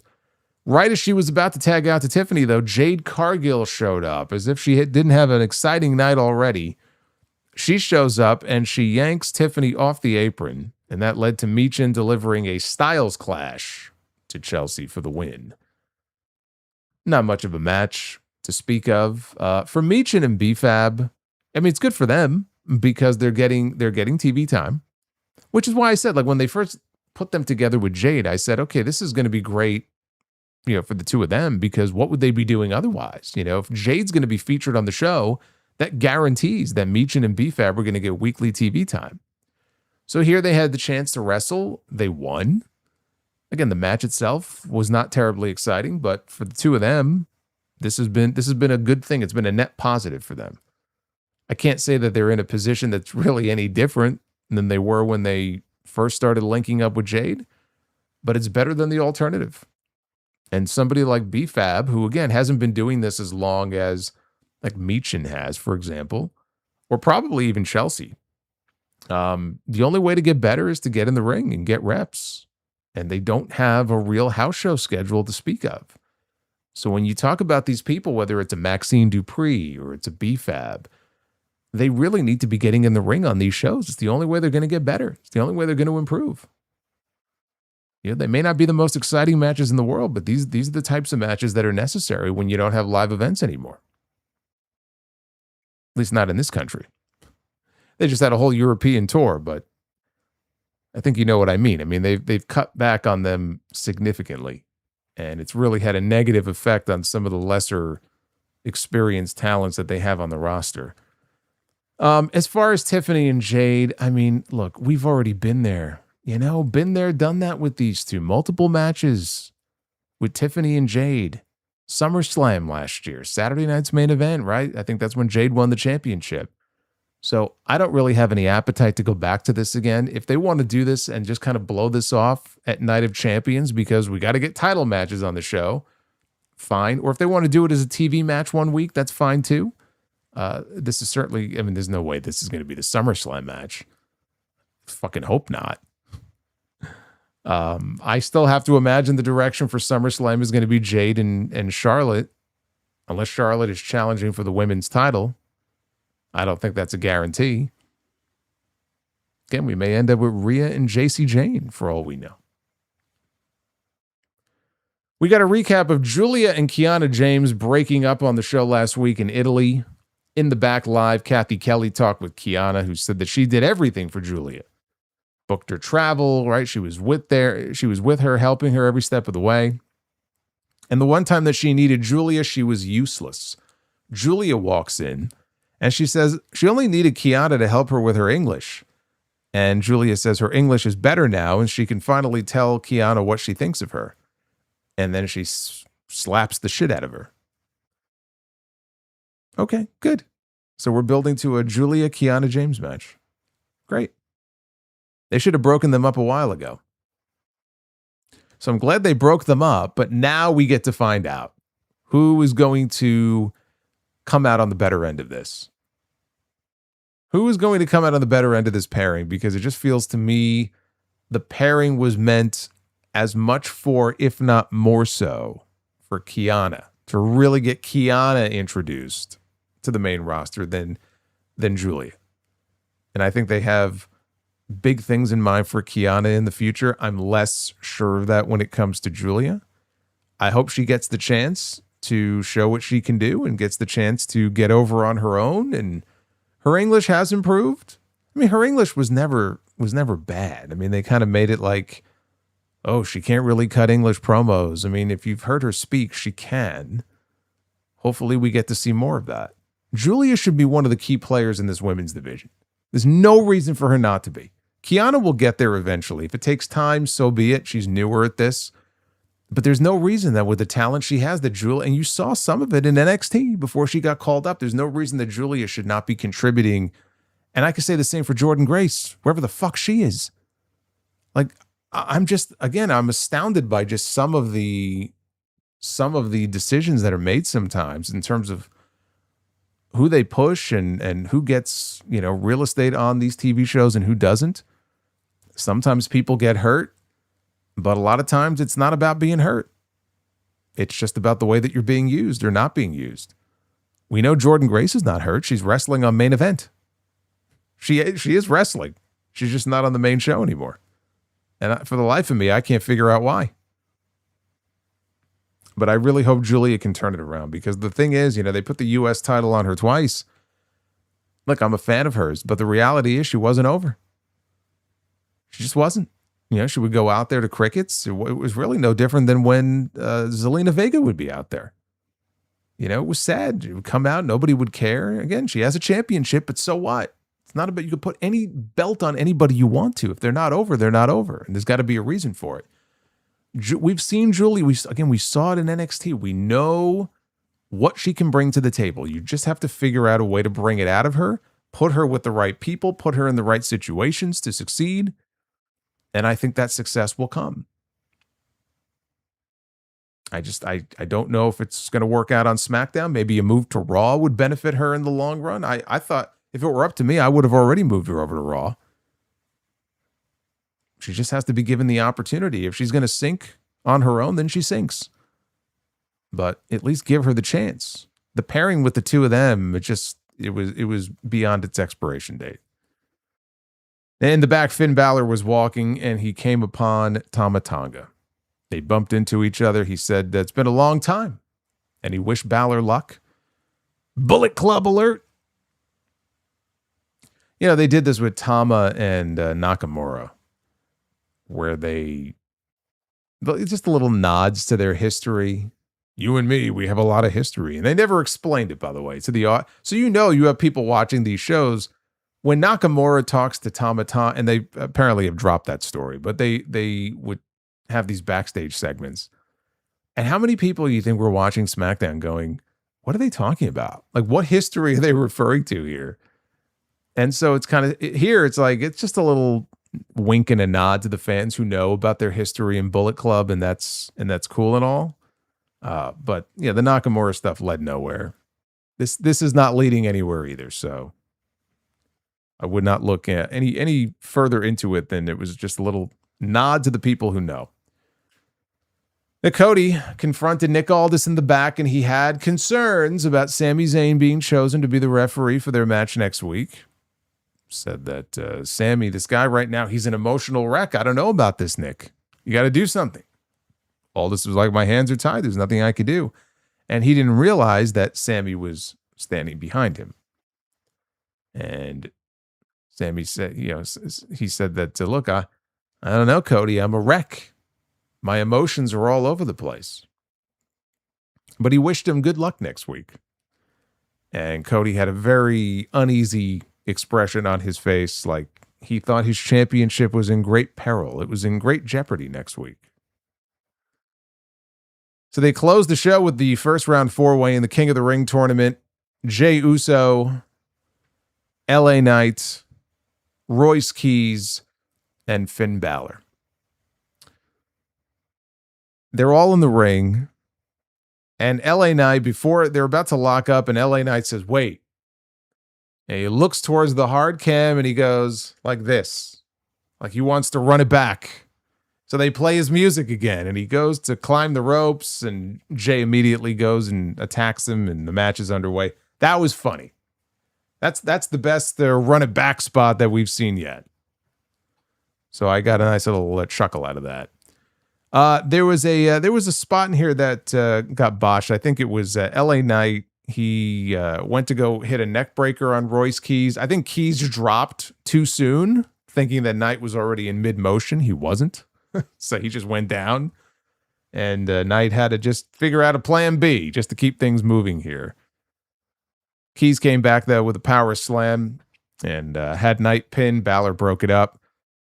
A little while later, Keys ran Jey Uso into the ring steps outside. Jimmy Uso, all of a sudden, he shows up at ringside, and he's nose-to-nose outside with Royce Keys. And in between them, they shot this in a way where we could see someone coming down the aisle, and it was Solo Sikoa. More bloodline drama here as we went to a commercial break.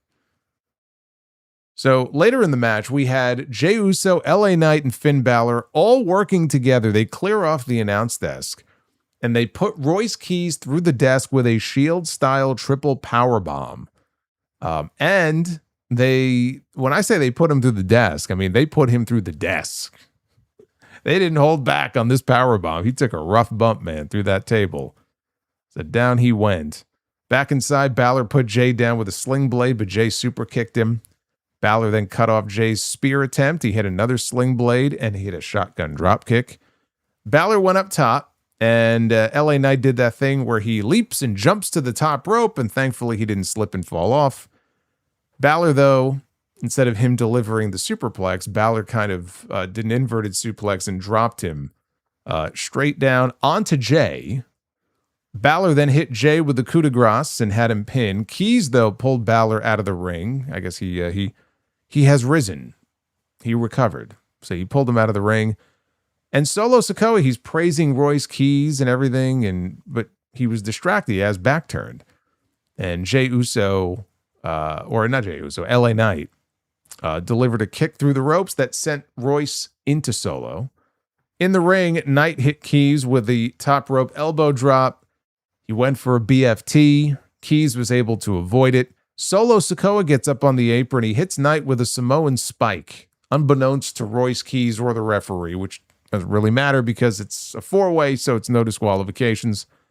Keys hit a spine buster on LA Knight, and he had the match won. He had him covered. Jey Uso, though, we forgot about Jey Uso. And he comes flying off the top rope with a Samoan splash, an Uso splash off the top onto Keys, and then he scrambles over on top of LA Knight. Of course, LA fucking Knight takes the pin here in this match, and Jey Uso is going to run it back in the semifinals of the King of the Ring, and he will wrestle Javon Evans in the next round. And this is not the updated bracket. This was the updated bracket before SmackDown tonight, but you can fill in the blank there in the lower right-hand corner. Jey Uso going to the semifinals, which means that Monday Night Raw talents, they ran the table here in this King of the Ring tournament. Not a single SmackDown star advanced to the second round. Unbelievable. SmackDown was utterly and completely buried here in this tournament.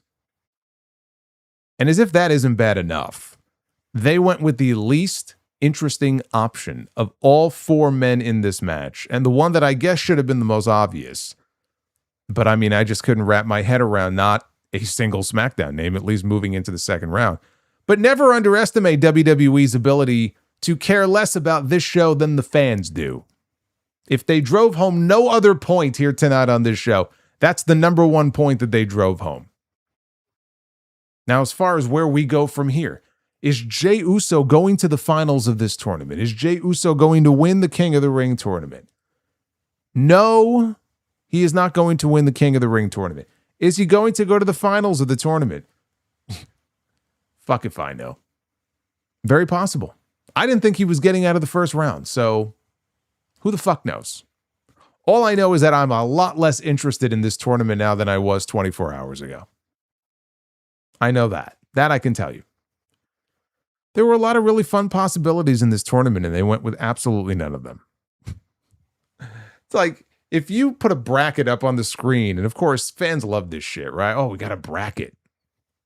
It's like we got the March Madness. It's like, oh, the bracket, the boxes, and everybody starts making their bets about who's going to move on and go to the Final Four and all that, right? It's part of the fun. It's what fans do. So you get a bracket, right? Here it is, and you look at it and you go, man, look at all these match possibilities. And of course, like Joe Tessitore, when I initially look at this, I think, man, that's a lot of singles matches. And then you realize, oh, they've already eliminated some of the fun by not giving us singles matches. They're giving us a bunch of fatal four-way matches. It's like, okay, well, that's not as good. But hey, we still got some good ones here, right? And we got some good action in this tournament. We did. But you just start looking at like, okay, who could go in this spot and who could advance here? And oh man, we can get Obafemi and Braun Breaker, but maybe on this side we'll get these two guys going one-on-one. And it's just ridiculous. It really is just ridiculous. And even some of the names in this tournament on it, like, come on, man. What are we doing here? Tala Tonga and Damian Priest, and come on, man. Like, what are we doing here? Now you look at this, and more so than Jey Uso, Obafemi. I said this on Monday. I mean, it's really Obafemi's to lose. But I think that there's some fuckery that's coming. That's what I think. Now look, I would not at all mind Obafemi and Javon Evans in the finals. It's like, we know Javon Evans is not getting a world championship match at SummerSlam, but a Javon Evans and Obafemi match in the finals, given the matches they've had before, would be a hell of a lot of fun. I'm down for that. Given where we are at this point, like, to me, that's the best option of the people who are left. Of course, that doesn't account, I should say, for the people who are not in the tournament. Do not discount the possibility that somebody else could end up in the finals and end up winning this tournament that we are not even seeing in the bracket. There are names that could be worked into this tournament who may well win the entire thing. There could be fuckery abound. Retro says this is worse than 2008. Oh, man, I remember that 2008 one. That was, I think, they did all that in one night, right, on Monday Night Raw. I think that was actually, if I remember correctly, I believe that was a special 3-hour episode, back when they were special, of Monday Night Raw. It was the King of the Ring tournament. And I think I was watching it. I was actually in Boca Raton. I think I was in Florida. That was the one William Regal won, right? I think it was Regal and Punk in the finals of that tournament. Yeah, that was a bad one. I remember like hardly any of the matches got like any time. It was like, this is not the way King of the Ring should be done.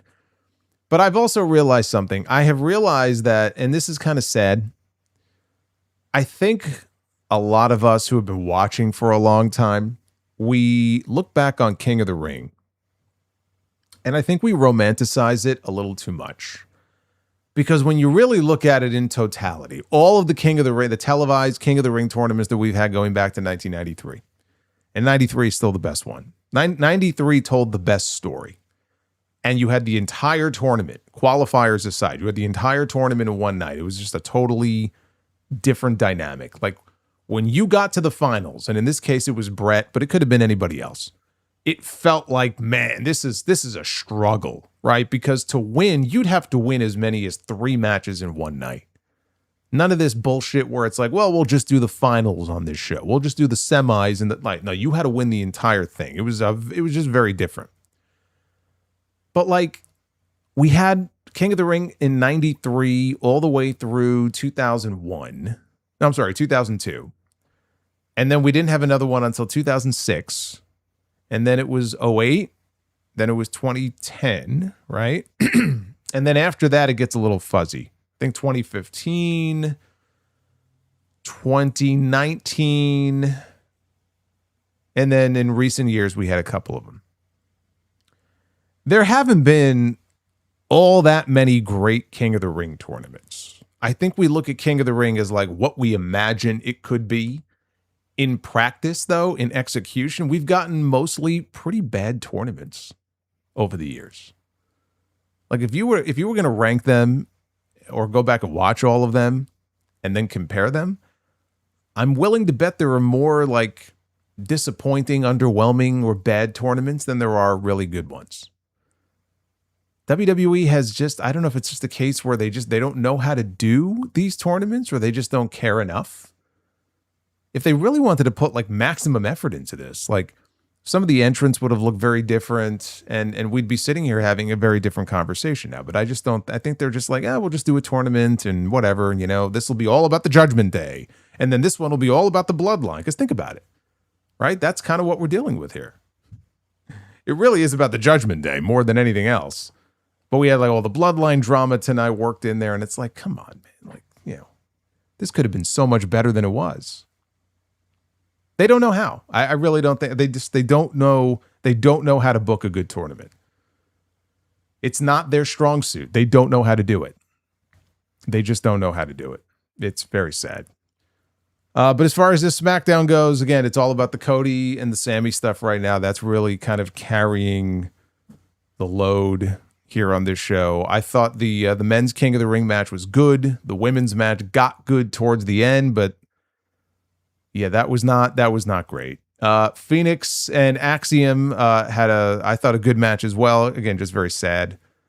And beyond that, I mean, they have their other stories that they're telling, but there's just nothing terribly compelling on this show. And the quicker they slice off that third hour, the better off we'll all be. How do they not book an Oba Breaker final? I don't know, man. They may have somebody else in mind to win. NXT knows how to do tournaments. I can't vouch for any recent tournaments NXT's done. NXT's had some good tournaments over the years, though. But yeah, I just they don't know how to do it. They don't know how to book tournaments. That's my takeaway from these last few years. All right, so the goal tonight was 465, and just to give you guys an update, we are at 418. So we still have a little ways to go, maybe about 50 or so likes. I think we'll get there, but we're not there yet.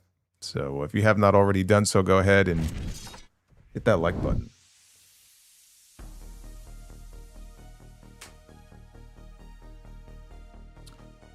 All right, let's get through your messages here because we got a bunch of them. A bunch of them to go through. I love it. King Yeet is now in your city. Get ready, Solo. Don't say that. Please don't say that.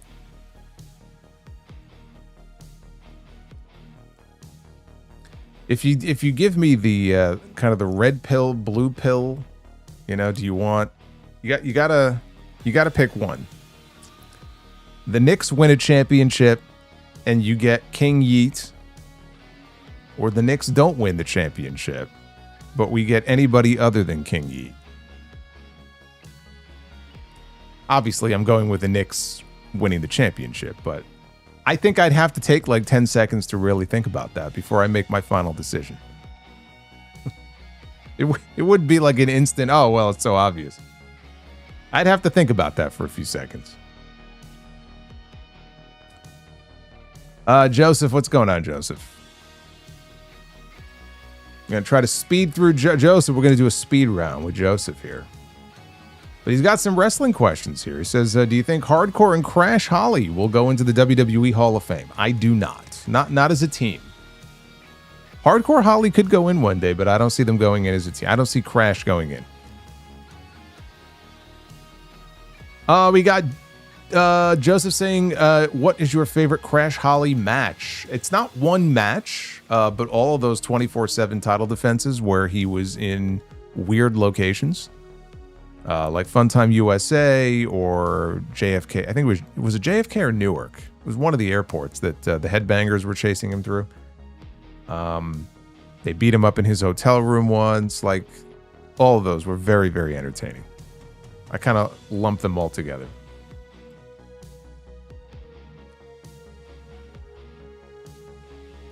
Do I remember Raven and Crash having a hardcore match? I don't. Do you remember Raven and Eddie Guerrero on WCW Saturday Night? I don't, but they, on the WCW channel, they just, the other day, uploaded, it's like almost 2 hours, a compilation of, I don't know if it's all the matches or most of the matches from the month of June 1996, all from WCW Saturday Night. It's where, like, you could feel things were changing, right? Because the NWO was first arriving.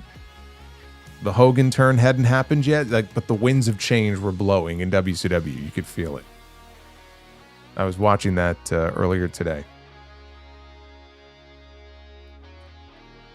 Do you think Ted Turner will remember more in the wrestling? I think he means be remembered more in the wrestling world than Vince McMahon. No.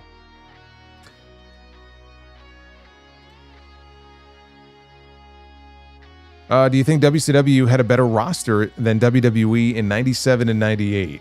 That's a good question. I think the answer is probably yes. They had a very, very strong roster and a bigger roster, very talented roster.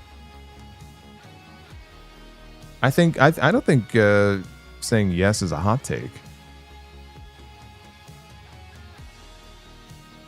Did I play any of the WCW video games? I played WCW NWO World Tour, I think it was, and Revenge on someone else's console at their house. But didn't really have a lot of hands-on experience with the WCW games.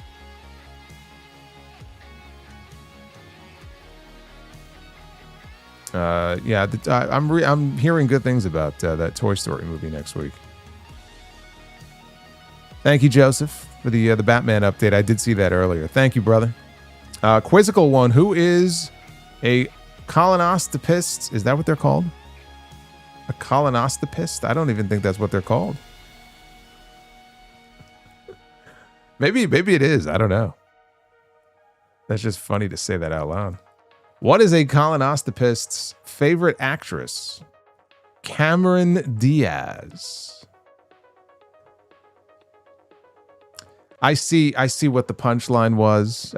Didn't really land the way that I think it was supposed to. I also laid bricks for a fire pit. That means I can play for the San Antonio Spurs.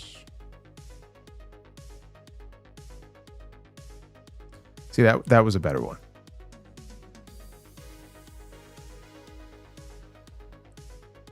Death Scythe. Why did the cool guy ask out the pyrophiliac? Because he thought she was on fire.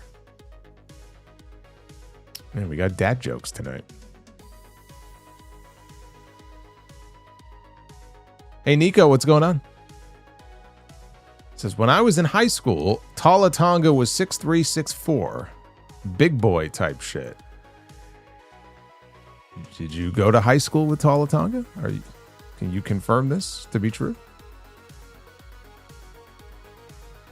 It says, since you're a baseball fan, what is your favorite baseball movie? It's either Major League or A League of Their Own. Still can't get over Liv being in the tournament and having the world title make it make sense. Well, to them it makes sense because if Stephanie ends up costing her the crown, then that sort of sets them back on their path together. But in the big picture here, it doesn't make sense. The world champion should not be in the King of the Ring or the Queen of the Ring tournament. It does not make sense.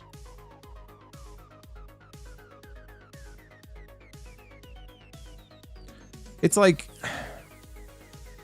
I think back to when Brock was in the Royal Rumble in 2020 and he was the champion. Because you could make the same argument like, well, does that make sense? And it kind of doesn't, but it worked. It really did. It worked so well. That was one of the more fun Rumbles, honestly, from the last like decade plus that they've done.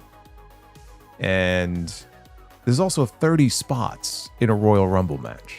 Very different than doing it in a tournament setting and you're wasting one of the spots on your women's world champion. It's very dumb. And then Nico with a 20 spot says, long weekend ahead of me today. Had to do some medical tests. Went to my local hardcore punk show and tomorrow got to fly to Philly for the World Cup on Sunday. Oh, so you're going to the World Cup. That's very cool. Well, I hope your medical tests go well. And enjoy the game. He says it was supposed to be colonoscopist. Damn autocorrect. I was going to say, like, what did it say? What did it autocorrect as? Oh, colonoscopy. Yeah, I'm like, what the fuck is that?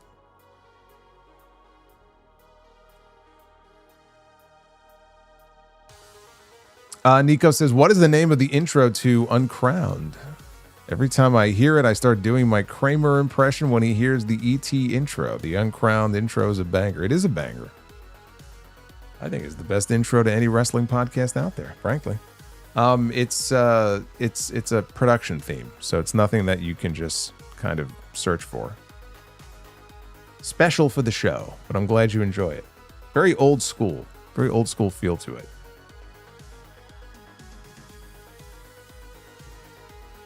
Deathside says, since apparently CM Punk is going to be moved to SmackDown when he returns, him and Randy Orton should have a feud since Cody is occupied with Gunther and Sammy.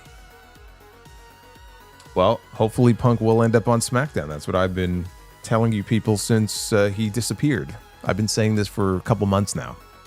He should end up on SmackDown. Nico says, if you don't do the Forbidden Door stream, it's all good. Get that good quality sleep. Yeah, I think that's what I'm going to do. Yeah, I said it in my Forbidden Door review last year. You know, where it's like Forbidden Door jumped the shark a few years ago. There's really no need for it anymore. You know, especially if they're not going to really take the time to...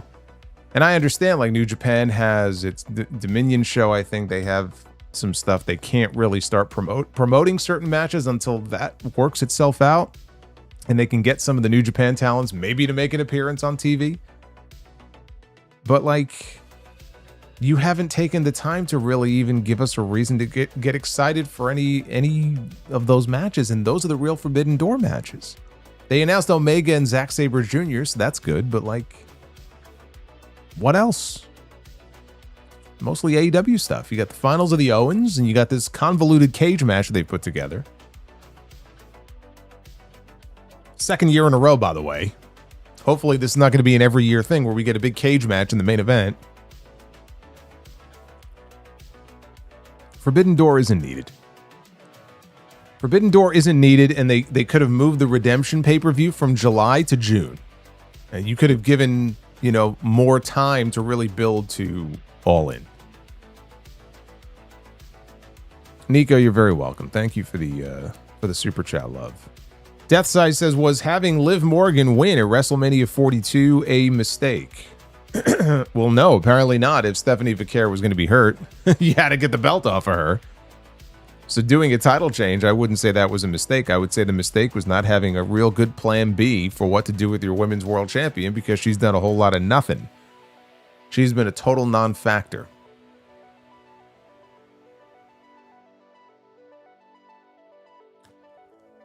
Super Pony. Actually, Nico says, how was SmackDown tonight? Not great. Super Pony. Sammy is by far the most interesting character in the entire company right now. This has to end with him winning the title, right? Oh, this is WWE. It doesn't have to end that way at all. But I would be totally fine with it if it did. GMB with a $4.99. The Punk Jeff feud was so hilarious in hindsight. Punk really got booed for telling the crowds not to do drugs and not to screw up like Jeff. Well, probably because many of those fans were doing the exact same thing. Jimmy White had fun at the show live, but it dragged on. Are you talking about SmackDown? I assume you're talking about SmackDown. Well, that's what happens when you have 3 hours of SmackDown.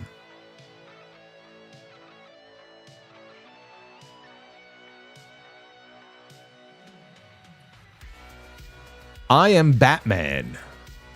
And it's not Joseph. Would you believe it?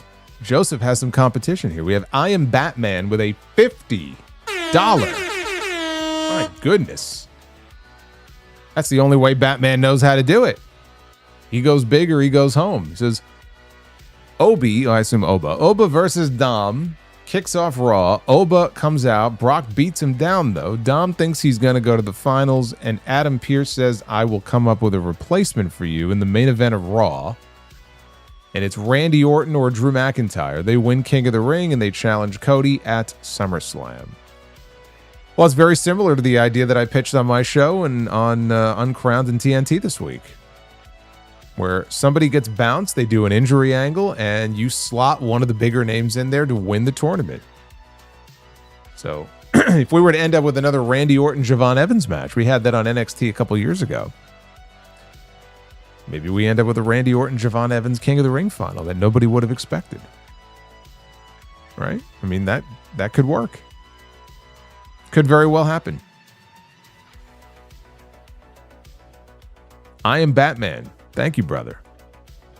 You are the king of the night so far.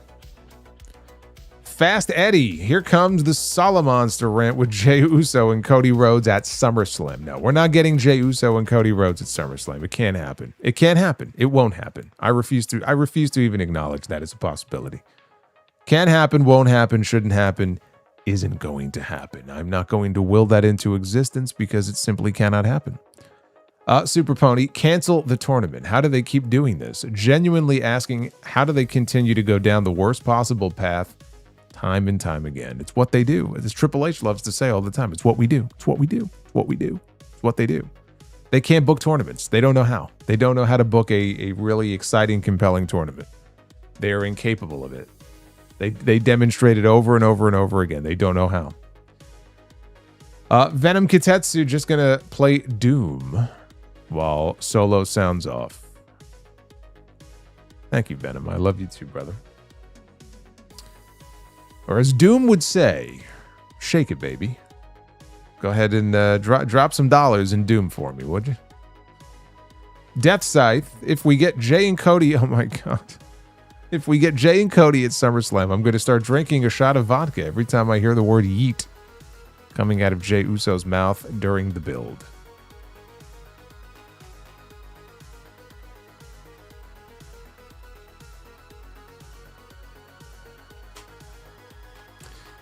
Oh, we got Nico says, Jey Uso won, no yeet. And saw that highlight when Julia pimp smacked Kiana. All she was missing was baby powder. Base Beerus says, no yeet. I agree. Super Pony, the bloodline is one of the worst things to happen to wrestling. I don't care what anybody says. They're a bunch of parasites that won't go away. Wow. Tell us how you really feel, Super Pony. I wouldn't say they're parasites, but I would say this story has gotten a little long in the tooth, I would say. Nico says, Solo, what do you think the finish will be between Cody and Gunther with Sammy as the special guest referee? I think we're going to get some sort of indecisive finish. I don't know how it's going to go, but I think it's going to lead directly to a three-way match for the championship. Because I think that, as your main event for Night of Champions, that would be a very interesting match to close with. Because honestly, I think, people going into it, I think you'd get a lot of different opinions about how that match would go. Some people would think, oh, Cody's going to retain. Some people would think, oh, Gunther's going to win. And some people would believe that Sami Zayn might actually win the championship in Saudi. In Saudi. He'd get cheered for it. And then he could celebrate because these are all my ride or die fans here in Riyadh. Very, very possible that Sami could win the championship on the 27th. And you know what? I'm here for it. I'm here for it. Oh, I confused Doom with Duke Nukem. Damn it, I got them confused. I said shake it, baby. I'm like, oh man, that's Duke Nukem. You see, now we need a Doom and Duke Nukem crossover. That's what we need. I got my old school games mixed up.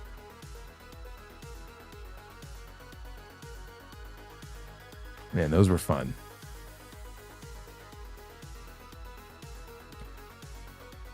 Shane with a $10 super chat. Creative has finally buried LA Knight for real in my book. I just cannot take him seriously anymore. Yeah, he is where he is for a reason, because that's as far as he's going to go. And I think all the LA Knight fans need to stop torturing themselves over it, because it's not going to change. Doom Nukem. Hey, there you go. There you go. Doom Nukem.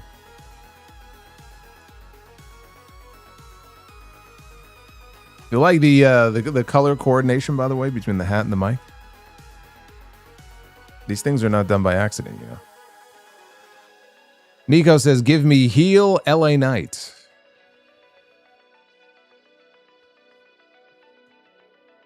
I think heel LA Knight would be the way to go. I've said I think he has a good main event level heel run in him. As a babyface, he's gone as far as he's going to go. Prince Vegeta says, nothing like listening to the Solomonster on a Friday night while building my new Luigi and Mach 8 Lego set. Is LA Knight the biggest choke artist in WWE? Says, yeah. Happy Friday. Yeah. Thank you, Prince Vegeta.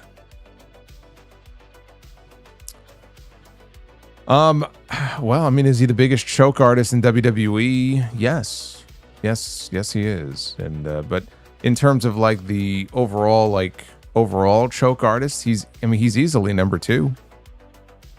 He's definitely in second place. First place, of course, being occupied by the San Antonio Spurs. Nico says, Jey Uso is the King of the Ring winner. That's going to be a no from me, dog.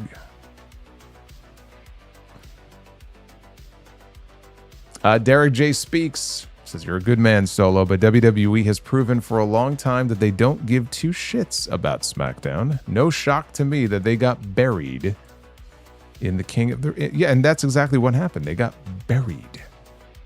They got buried in the King of the Ring this year. There's no other way to put it. There's no defense of it. Solomonster's lost son with $1.99. Oh no, Jay winning, no good, Dad. Not good. No, son. No. No, it is not good.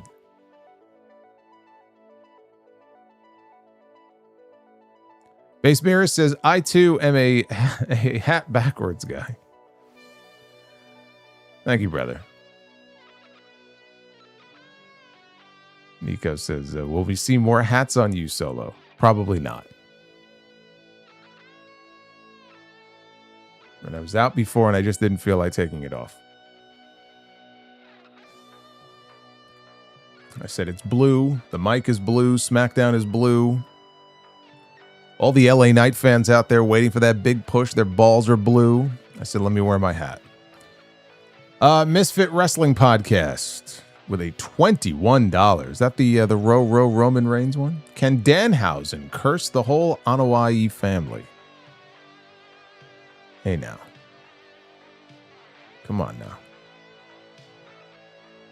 I'll tell you what, though. I wish Danhausen would uncurse SmackDown. That's what I wish he would do.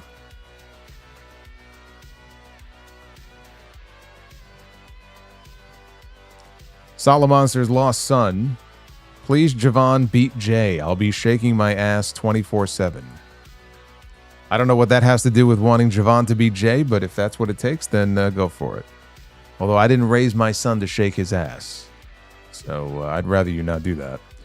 Arabian Night 2001. Company has Ospreay versus Swerve in the finals. And the other might be Yeet versus Dom. Thank God more than ever, TKO WWE isn't the monopoly. And still no Ilya. It's over. Oh, it's been over. It's been over for Ilya for a while now.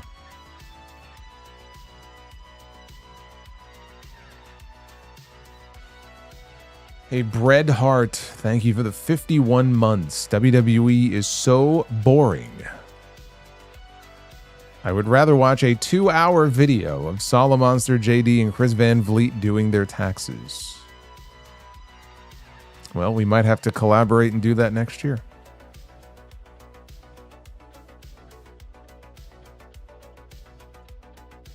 There's always next year. Death Scythe, Solo, get the voodoo doll for Jey Uso. I will. It's just, I don't have it in front of me. I don't know where it is at the moment. I may have to pull out the voodoo doll on Monday. I got the white pins and the black pins. We got Retro Mint Man. Look at this with a $20 super chat. Retro Mint Man. What's going on, man? Hey, Solomonster. Greetings from San Antonio. Oh, he may not like my Spurs cracked before. I recently came across a clip of Rob Van Dam on Raw in 1997. I also recall seeing Jerry Lawler in ECW as a WWE guy. Was WWE already thinking about buying ECW in 97? Oh, I don't know if they were thinking about buying them. They had a secret or not so secret working relationship going back to...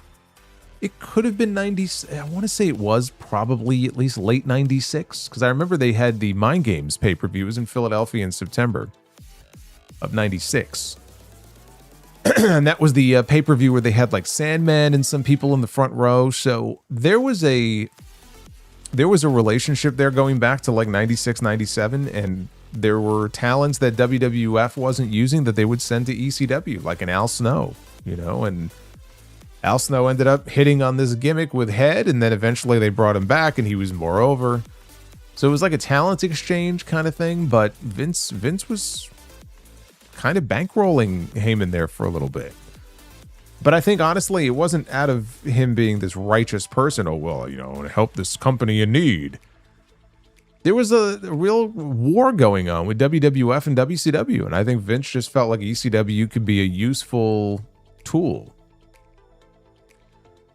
So, yeah, I mean, the relationship goes back to 96. I don't know that they were thinking about buying them, though.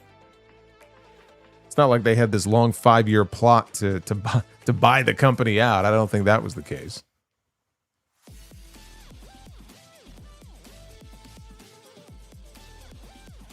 No, okay. I don't feel so bad now. Retro Mint Man says, I've been to one Spurs game in my entire life. Not a basketball guy?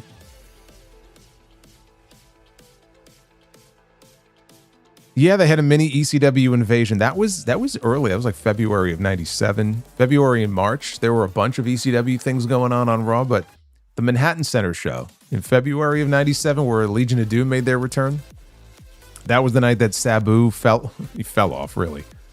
or jumped off the giant Raw sign. Off Leather Wings, some folks on Twitter were saying Raw 2013 had better quality matches than SmackDown in 2002. With Shield, Bryan, Punk, etc. What is your take on this? My take is that we had great wrestling matches on SmackDown in 2002, and we had some great wrestling matches on Raw in 2013. I don't look at one as being supremely better than the other. Bryan and Punk and the Shield were basically in-ring carrying the entire show in 2013. In 2002, you at least had more than just 3 or 4 people. So if you want to say 2002 was better because of that, then that's fair. But we had great matches in 2002, we had great matches in 2013. I don't see the need to compare the two. But in 2002, you just had so many more people. You had the SmackDown 6, but then it was more than just the SmackDown 6, right? There were a lot of really talented guys on that show. Brock Lesnar, Kurt Angle, you have the Haas and Benjamin, Eddie Guerrero, Chris Benoit. Dude, you had Hulk Hogan and The Rock. You had big names on there too. Hogan, Rock, Undertaker. I know I'm missing people. They had just this treasure trove of talent to work with in 2002 and 2003 on that SmackDown show. It was just ridiculous. Edge. Who else am I missing? Rey Mysterio.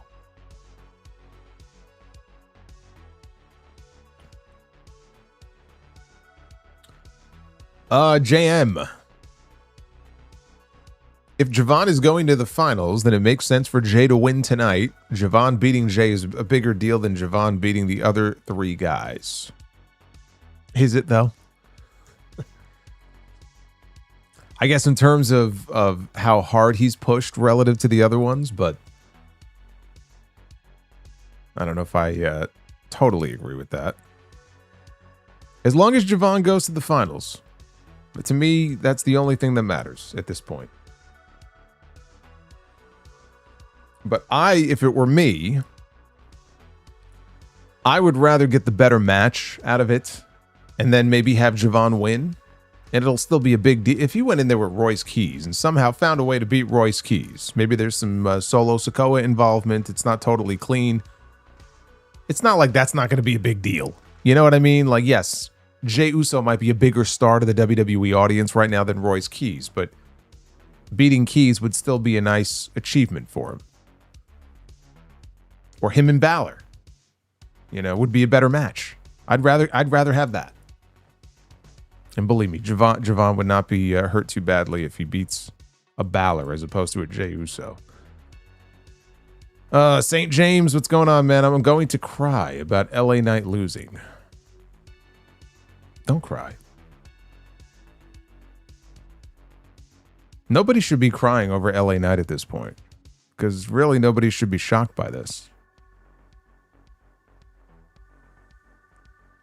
Super Pony, why should guys like LA and Finn keep going when the people in charge have put a ceiling on them that they're both in their mid-40s?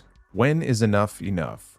Why should they keep going? Oh, I don't know. I would say that they probably have a lot of zeros on the end of their salary. That probably is what keeps that keep me going. Nice contract in at least the mid-6-figure range. If not, maybe a little more. I'd say that would probably keep me pretty motivated. They don't run house shows anymore, basically. They're on one brand, typically just one show a week, right? Some people are on Raw and SmackDown sometimes, but figure you work one show a week with very few, if any, house shows anymore. If you're an LA Knight or a Finn Bálor, there's probably a pretty good chance you're not even on most of these fucking PLEs. And you're getting paid a pretty good sum of money. And royalties. I could think of a few reasons why that they would keep going.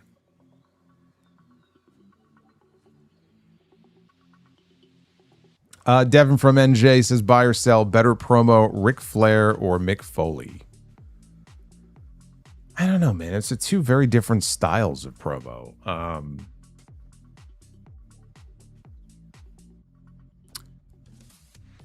Flair, he's entertaining in a different kind of way. I'm going to say Foley is a better promo. But they're two different types. Foley, sometimes he would get very loud and very, you know, angry in his promos, but a lot of times it was more reserved. Almost the Jake Roberts-like. Flair was just always at, like, on a scale of 1 to 10, he was always a 17. You know what I mean? And he would fucking drop elbows on his suit jacket. So it was more entertaining in that way. But as far as like an actual promo, I mean, I might go Foley over Flair. Also, whose take was more accurate? Foley calling Flair a shitty booker, or Flair calling Foley a glorified stuntman? I would have to remember what things Flair booked at that time. That was early 90s. I don't know what he was responsible for and what he wasn't responsible for, you know? A lot of people shit on Jim Herd and some of the other people who were in charge at that time, and it was their ideas. Flair had booking power. I don't remember offhand what years it was and what he would have been responsible for, so I can't say. Also, now, the glorified stuntman comment was insulting to Foley because he was more than just a glorified stuntman, but in some ways, sure, he was a glorified stuntman. You know, he literally did a lot of really stupid stunts. Think of the stuff that a stuntman would do in a movie, right? That the actors wouldn't. And then Foley was doing that without any kind of safety net. He was doing that on a regular basis in wrestling matches. The kind of bumps he was taking and the falls and everything.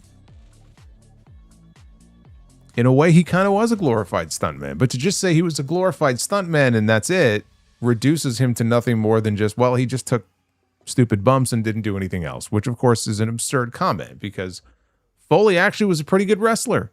And he was a great storyteller. Right? He did a lot more than just take stupid stuntman bumps.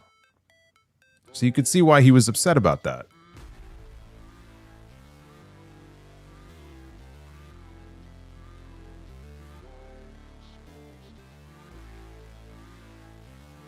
He booked the Yeti. The Yeti was like 95, though. Flair wasn't booking at that point.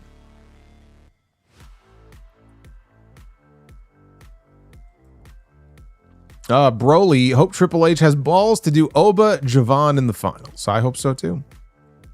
Also, does the lack of pin eaters in women's division hurt the talent? It feels like everyone gets pinned because there's no upper card jobbers. The lack of pin eaters in the women? What does that even mean? I'm not sure what you mean by that. The lack of pin eaters. See, I think that it's a cop-out whenever they do these multi-person matches because they don't want to pin the big names. Like, it's okay for your top names.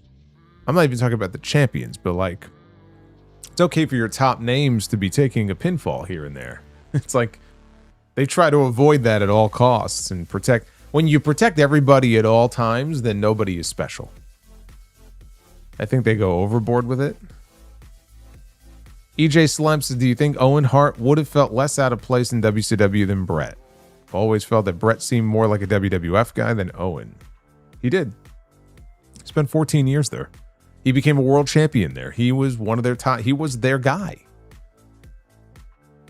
You know, and Owen was too, but to a lesser degree. Would Owen have felt less out of place? Probably a little bit. It still would have felt weird, though. Even Bulldog being there felt weird. And Bulldog had already been there in 93, and it still felt weird seeing him back there in 97 and 98. Paul Carpenter, if Brian Pillman didn't leave WCW in 96, what do you think he'd be doing? And do you think he would have joined the NWO, turning on the Four Horsemen? Well, I mean, there's no way of knowing, obviously, but I think Pillman in the NWO would have made more sense than most of the people who joined the NWO. I mean, fucking Vincent and Michael Wall Street and Masahiro Chono and Brian Adams and, like, my God, Dusty Rhodes. They put fucking Dusty Rhodes in the NWO. Like, are you kidding me?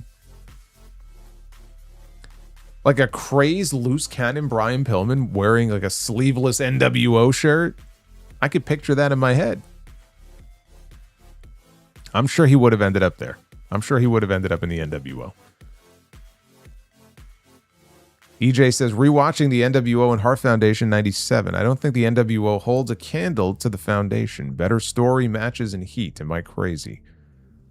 I mean, holds a candle again in what way? Like, NWO was far, literally and figuratively, far bigger than the Hart Foundation and far more impactful, far more influential. It meant more to business.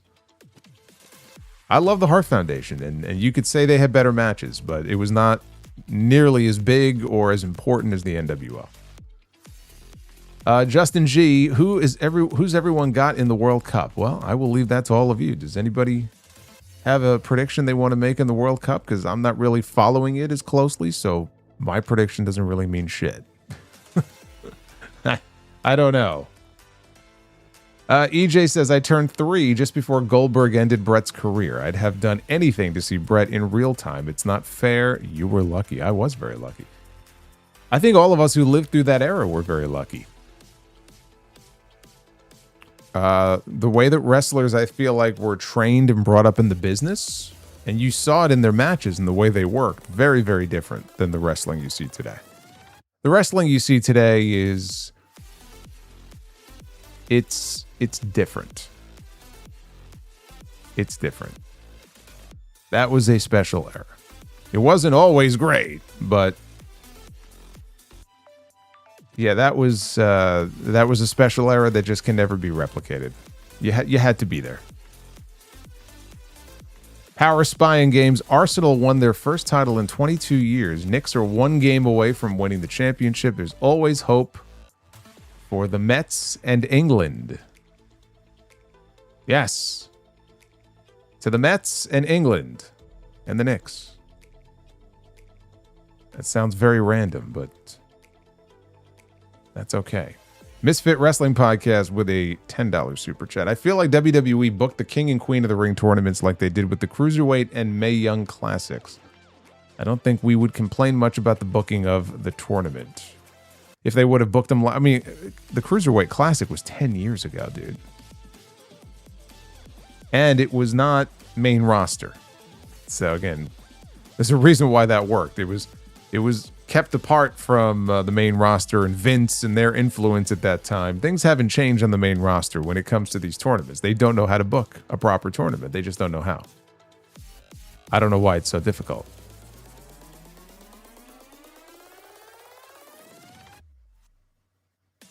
Alex says, brother, I'm so glad that you're not here next Friday to watch the garbage as the MFT. Yeah, the MFTs are challenging for the tag team titles. Yeah, I will not be here. I will be in Chicago for House of Glory. So.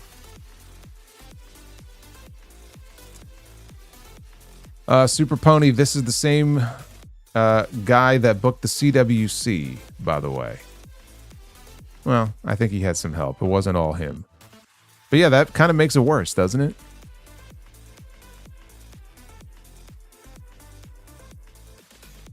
Somewhere along, either one of two things have happened. Either he has forgot all of what he learned previously or used to do, or it wasn't all him, and he had some help booking that stuff.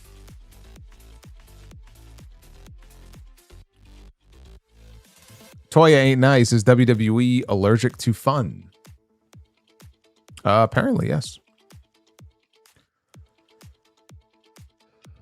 EJ says, if the Knicks win tomorrow, will you have churros on Monday's stream in honor of Chuck and the women of San Antonio? And the women of San Antonio. Better feud than current Yeah, Chuck and the women of San Antonio it's quite the feud there. I will not be eating churros on the stream, by the way. Watching me eat churros as I consume them at 11:30 at night doesn't sound very appetizing.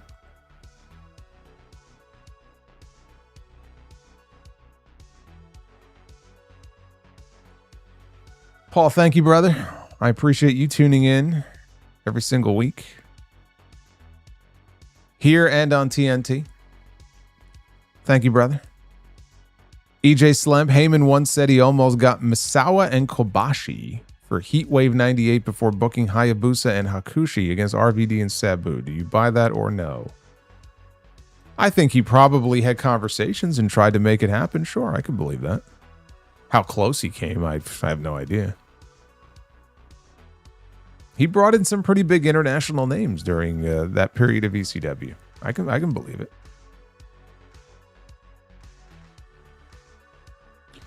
EJ says, shout out to Nunzio. Him against Tajiri and Super Crazy are some of the most underrated matches I've ever seen. Well, shout out to Nunzio on taking that spear from Goldberg in the Royal Rumble in 2004. I don't know how he survived that. That still lives rent-free in my head. Broly says if Triple H booked Ruthless Aggression era WWE, Cena would have been stuck with that rap gimmick for his whole career. He's bad at elevating guys to main event spots. Yeah, it's not a great track record so far. We'll see how things work out with Oba and Jacob and Braun. No reason that in the next 2 years, 3 years, these should not be the guys on top, along with Cody and Roman and whoever else may be left. Probably most of them will still be wrestling. Fucking Seth, Cody, Punk, Brock. They'll all still be around. Sammy, Drew, Randy. It's not easy to go away and leave it all behind. Eric the Shawn, imagine if He-Man and Skeletor were in the WWE. What would their finishers be? Their finishers? I feel like He-Man should probably have like a bear hug. And Skeletor, I feel like, should have like a dick kick. And then do that like runaway that he does. Just kick him in the dick and run. And laugh. And Cameo Johnson. With a $20 super chat. My sister wanted to ask you with WWE, what the fuck happened? She's been watching the old 90s, 2000s WWE. She was born in 07 and can't fully comprehend how it became so commercial and soulless. Also, she likes your Booker T impression. Well, Cameo, tell your sister Solomonster says hi. Tell her that Solomonster says yo. It's a really good question. What happened? What the hell happened? I think we're all asking that question. How did it get to this point? The almighty dollar.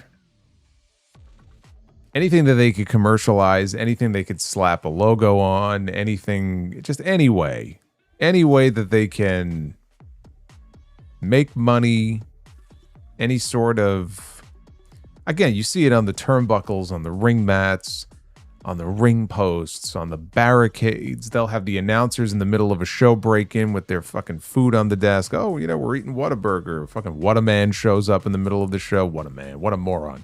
Like all this stuff. It's the TKO era. That's just the way it is. It's the era that we're in now. But it even predates TKO. I mean, you go back 10 years. Look at WWE 10 years ago as compared to how it was in the 90s, right? I mean, time goes on. Things change, things evolve, things get better, things get worse. But it is a stark contrast when you go back on the vault and you watch that stuff. You watch the old stuff and you compare it to the new stuff. And it was about the wrestling back then. That's not what it's about anymore. It doesn't feel like a wrestling show. Back then it felt like a wrestling show. Today it doesn't feel like a wrestling show. It's the biggest difference. Because to them, it's not the most important thing.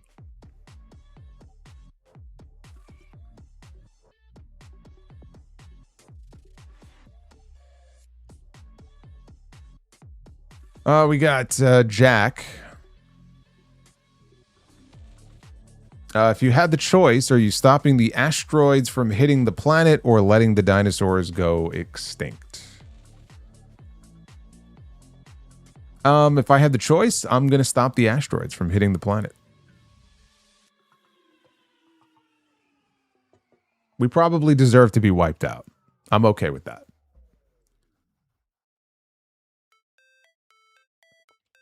Super Pony says, do you think Zack Sabre Jr. would have won the Cruiserweight Classic if he signed with WWE? Felt like it was going to be him and Ibushi in the finals, but they both didn't sign. Well, because they had a brain in their head, that's why. They made the right decision. Would he have won? Yeah, I mean, who won? TJP won, right? If they would have been able to get either one of those guys under contract, then yes, they would have won. The best thing they ever did was not sign with WWE. It would not have worked. It would not have worked. And we would have been deprived of a lot of really great matches that we probably were not going to get in WWE.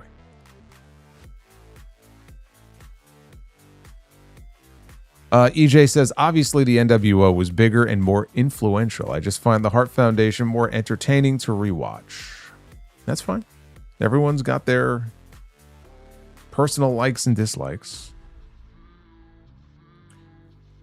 The Hart Foundation story, even the way that Brett sort of, influenced his, or manipulated, is a better word.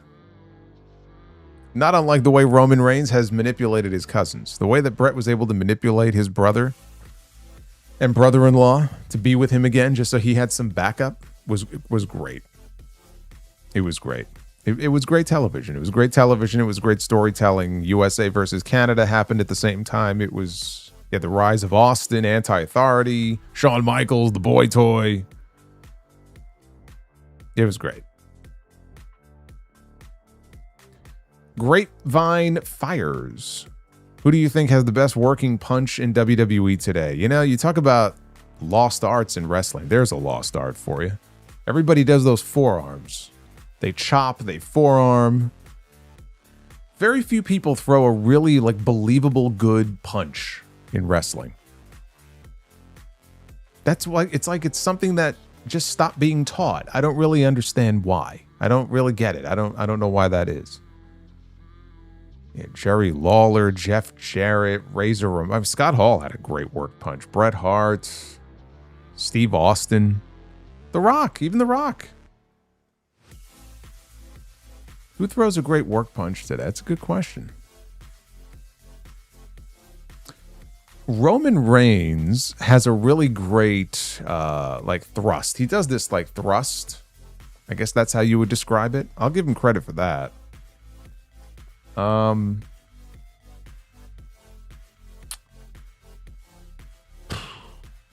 don't know, man. I don't think there's any one person today that really stands out. I'm struggling to think of one.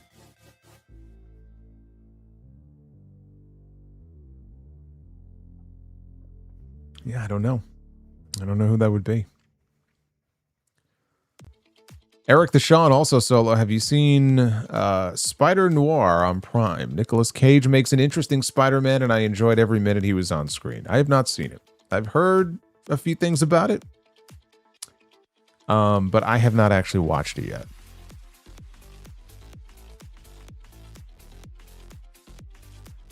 JC Jane. I love her discus punch. Yeah, her discus punch is actually pretty wicked.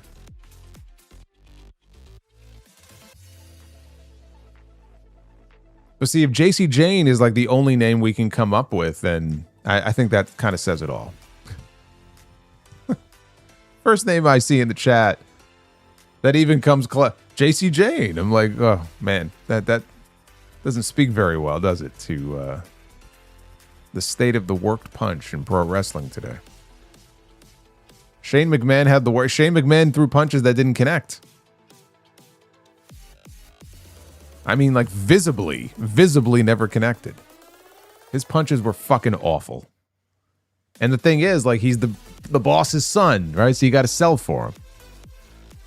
Remember him throwing those shadow punches when he was feuding with Randy Orton. Not a single one of them connected. Randy Orton had to stand there and just start shaking. He had to sell this shit. I'm like, this is awful.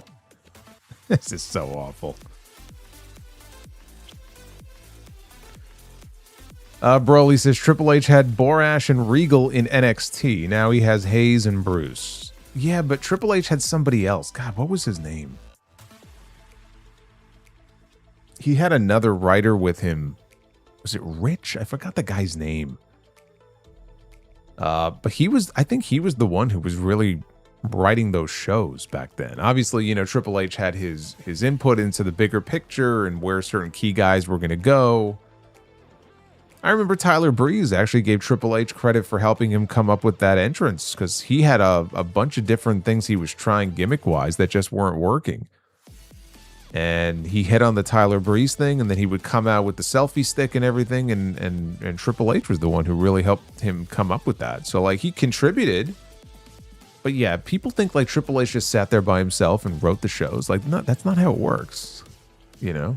He had a team of people around. He had people helping him out doing that. Might have been, yeah, Ryan Ward, maybe. It might have been Ryan Ward. It's like Undertaker and AAA now. It's like, you know, he may deserve a lot of the credit he's getting, but I wonder how involved Jeremy Borash is in that process. You know, and nobody mentions his name. It's all, oh, the Undertaker's doing great in AAA. It's like, all right, well, he's not the only guy down there, though. You know, he's the most visible. And EJ says, if you're booking my tag team Mount Rushmore, Midnight Express, ENC, LOD, and Motor City Machine Guns, who comes out on top? Oh, in a match?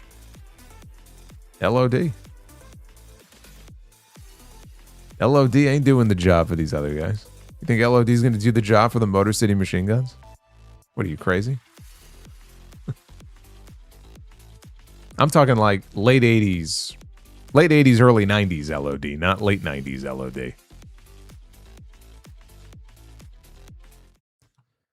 That's who wins that match. All right, we're at 517 likes. The goal was 465. All right. Very good. We're actually 7 out of 10 on the bonus goal. But we have guaranteed one round of Be the Booker, so let's do it. It's almost 2 o'clock in the morning. It is now time to Be the Booker. It is almost 2 a.m. I've said, man, you guys had the question. You brought the questions tonight. All right, here we go. Tag team Be the Booker.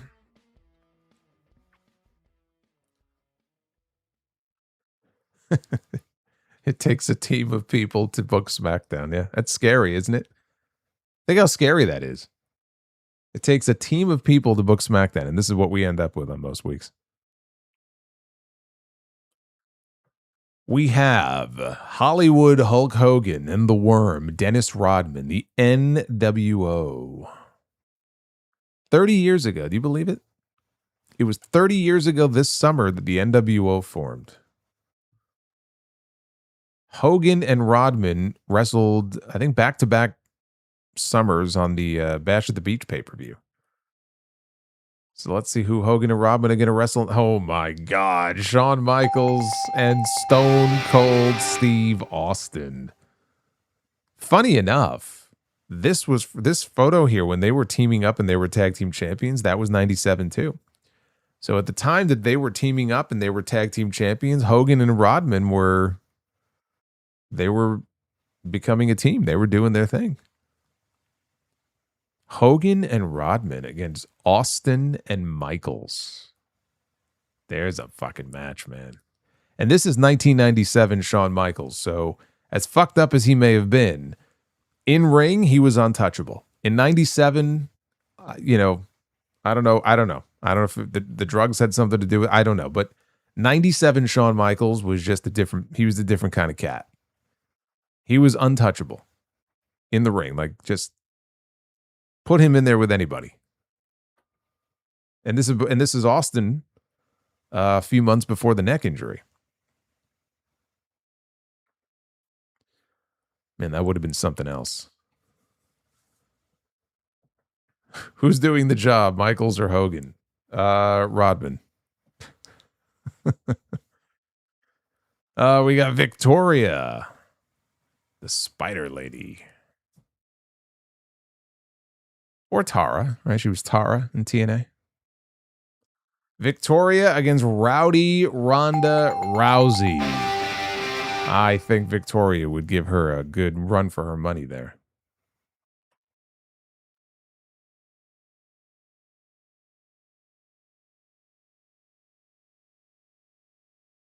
All right.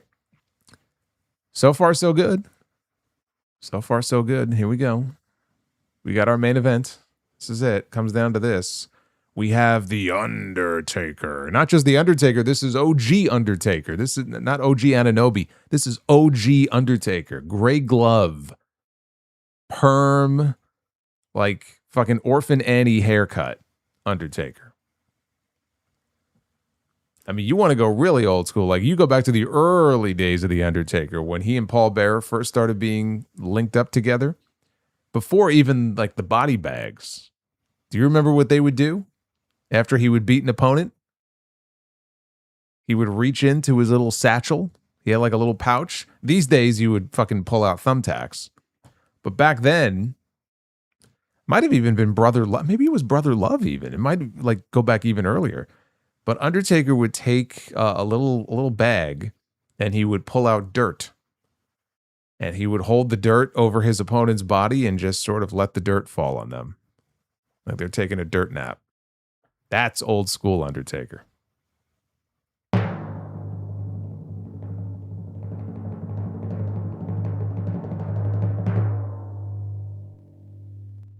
Oh my God. Undertaker against Minoru Suzuki. Holy shit. What would that look like? Undertaker and Murder Grandpa. Or even better, before he became Grandpa, if he was in his younger years. That Undertaker was probably 1990, might have been late 90, early 91 Undertaker. So early 91 Suzuki. What a card. Yeah, what a card, man. What a card we got tonight. That's a good Be the Booker right there is what that is. They're going to beat the hell out of each other. Yes, they are. I love it.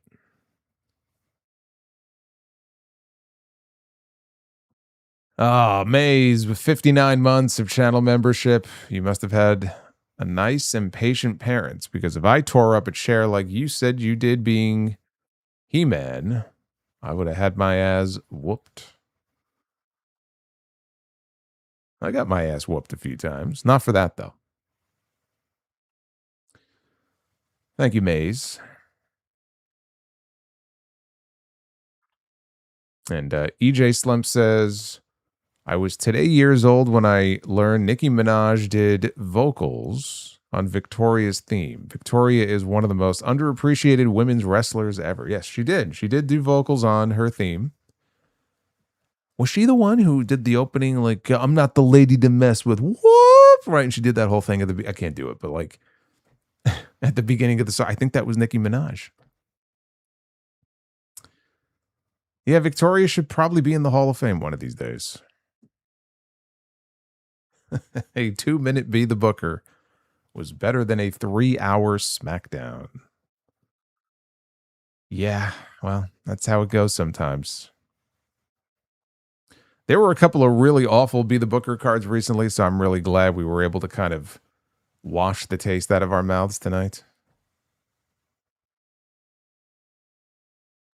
Navy 4181 coming in late with a $5 super chat. Triple H said they were going to strap a rocket to Jay's ass.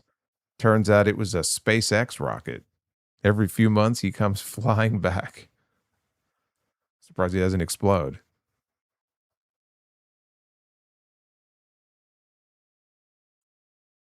Yeah, that was her. That was Nicki Minaj. That was back when she was a nobody compared to what she would be a few years later.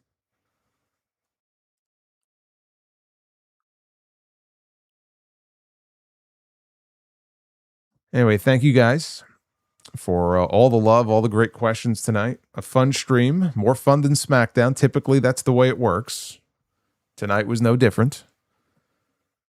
And I have a brand new podcast coming up for you on Sunday, episode 967. With any hope, maybe we could be celebrating a championship here in New York. I don't know. There's a big game coming up later tonight. It's already 2 o'clock in the morning. So maybe some of you will be up very late on Saturday. When you wake up on Sunday in your drunken stupor, you will have a brand new sound of hopefully waiting for you. And then back with you live for the Raw post show on Monday night. Next week, we have Raw. We have Dynamite. No SmackDown post show. I will be in Chicago for House of Glory. We've got some big matches on that card. Ricky Sosa against the Amazing Red. That's going to be a fun one. Shotzi and Steph DeLander, who have been beefing now for a couple of months, are finally going to lock horns for the Women's Championship. Nick Nemeth was just announced for the show. He may very well be your next TNA World Heavyweight Champion. He will be in Chicago next Friday. Who he'll be wrestling, you'll have to wait until this week to find out. But anyway, that's where I'll be. So we'll be back with the SmackDown review in 2 weeks. And then I will be reviewing SmackDown probably on the Sound Off next weekend. That we'll just save it for the Sunday show. That's all. So that's the plan right now. Of course, Tuesday next week, TNT. You know the drill. You know the schedule. I'm all over the place. Anyway, be well. Stay safe. Have yourselves a great rest of your night, a great rest of your weekend. Go Knicks. And I will see you back here for more Sound Off live here on YouTube for a brand new week coming up on Monday night. Until then, take care, guys.